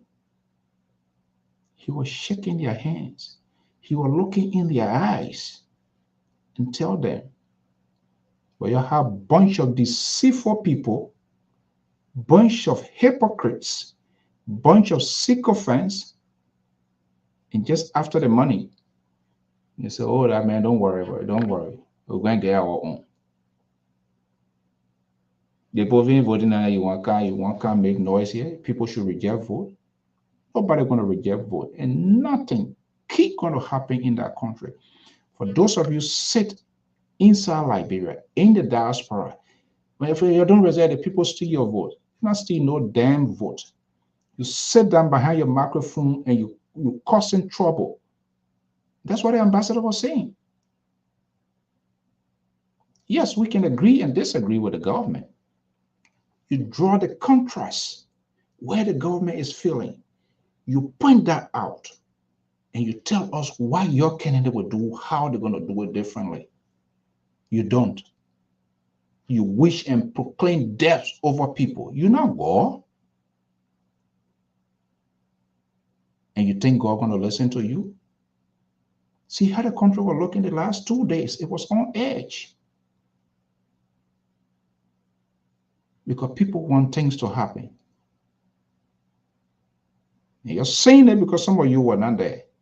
For some of us that went through it from the onset. Well, door, they were coming for door, we saw window, roof, and everything going. And so anybody, and media is a very unique tool that is meant to create an awareness for people to be informed. The work of a media, you're not for, you're not against government. You intercede, you between to enhance, to pass message on to the people. But people sit on outlets and say all sort of things that has the propensity to create violence in the country, and they are in their comfort zone. They need to stop. And you sit down, you cheer these people up. Where if you don't have anybody in that country, other people have. We have.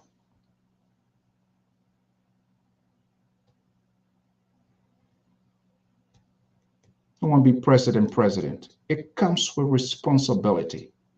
You want to be leader, you don't even have control over your people. They don't listen to you. They don't value your word. They don't take instruction. And what kind of leader you want to be?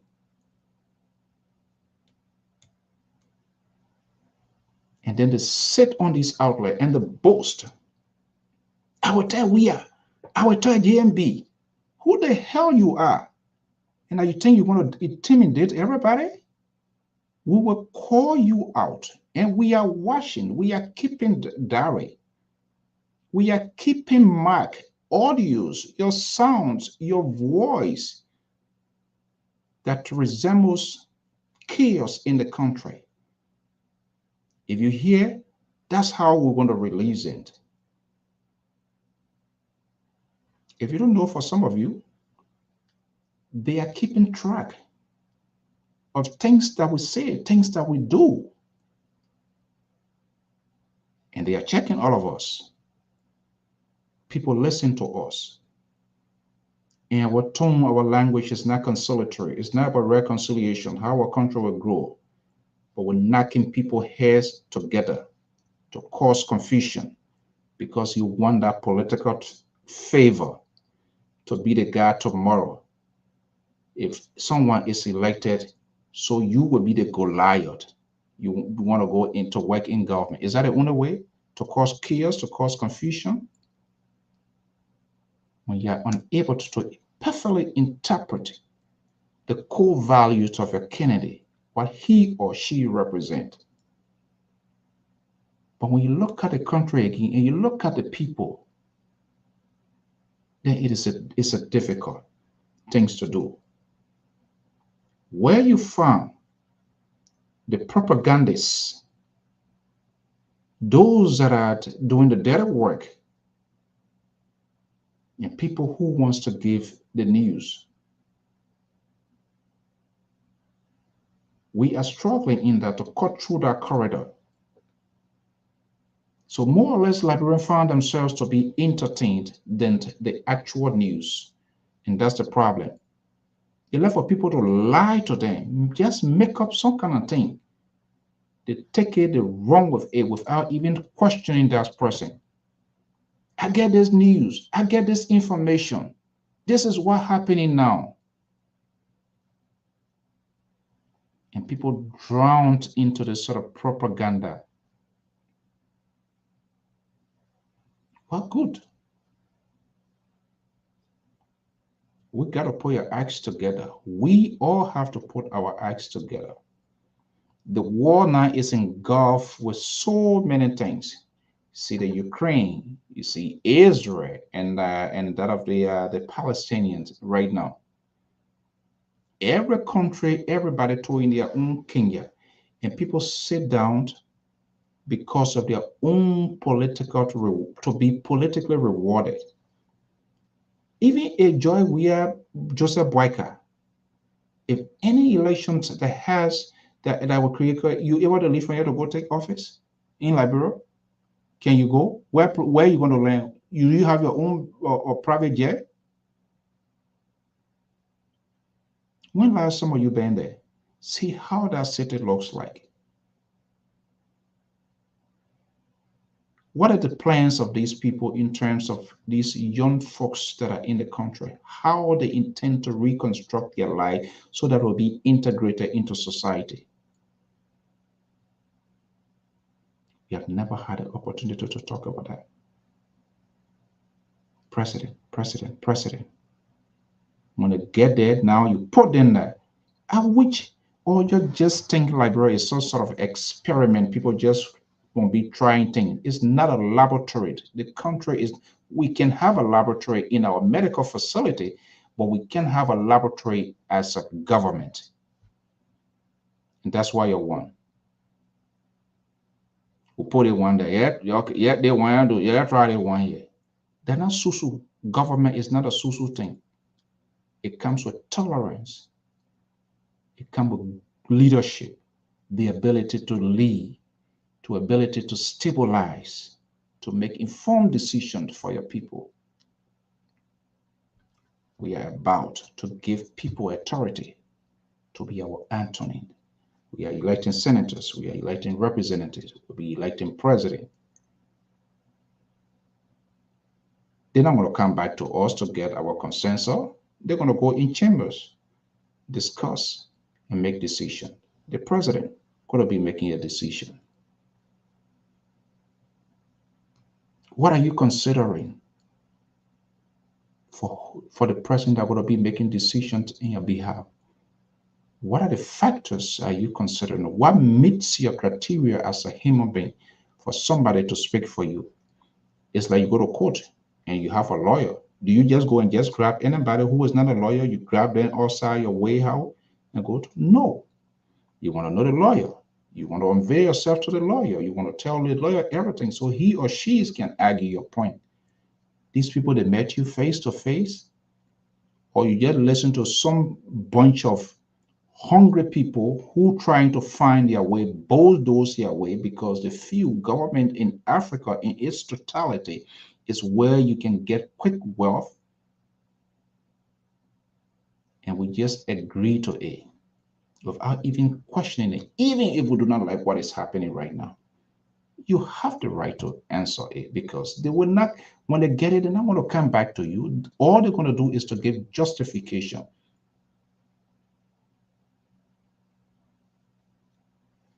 And we think the country is going to be good. It's 11:45 p.m. Eastern Standard Time. It's about the country. We can still make it. We can still take a change. 20 what? Kennedys?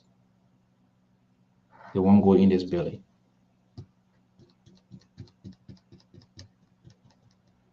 What do they want to go in the building? What are they taking there? How do they intend to change, affect people's lives? We never had an opportunity to really engage in. There were some candidates, they just go to specific platform.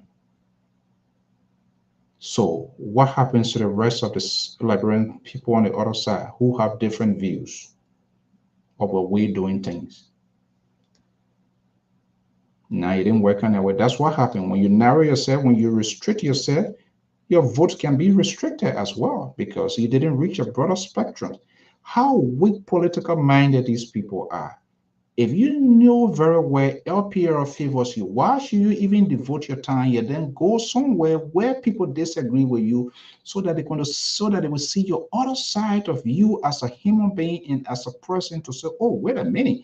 I thought this is how she was. This is how he looks like. I'm seeing a different side. That's how you get people across.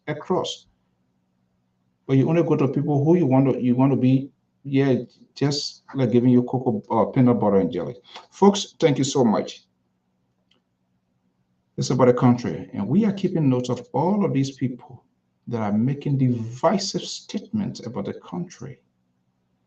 It's all because of themselves, especially when they do not even have the guts to challenge one of their own.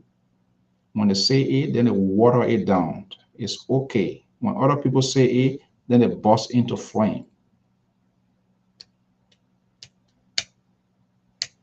We are seeing it happening over and over. I want to thank you so much. We're going to go back to your comments, and we'll be reading it. This is what, that's the difference of LPR. The nomenclature of our institutions reflect. And this is why when people, oh, don't bring the other person. Where you take the other person from? Nobody don't give up money. So they can't even tell. Sometimes one of our reporters said had a motor accident. We're still looking for money. So who gonna tell me, say the person, you, what right you have? You own it, control and remote those institutions that you give money to. So even if you're giving me a money, you're giving it at your own volition. You're not going to tell me who to talk to, who not to talk to. And this is why we maintain civility on this network. We believe, strongly believe, it is our core value. All Liberian voices must be heard. Even if we do not want to hear those voices, they do have a shared responsibility to talk, to speak, and discuss about their country. All we call for is civil conversations. And this is what the civil men say, conference. You don't want to hear certain people, you want to hear certain people. That's how you're going to lead. When you are a leader for all. If somebody is a sedition, somebody is a liberty partisan, somebody is a unity partisan, and you say you just want to hear one side, you don't want to hear the other side, have you asked why that person is supporting the party he or she is supporting?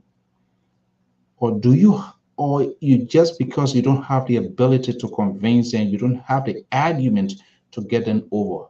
Of course you can.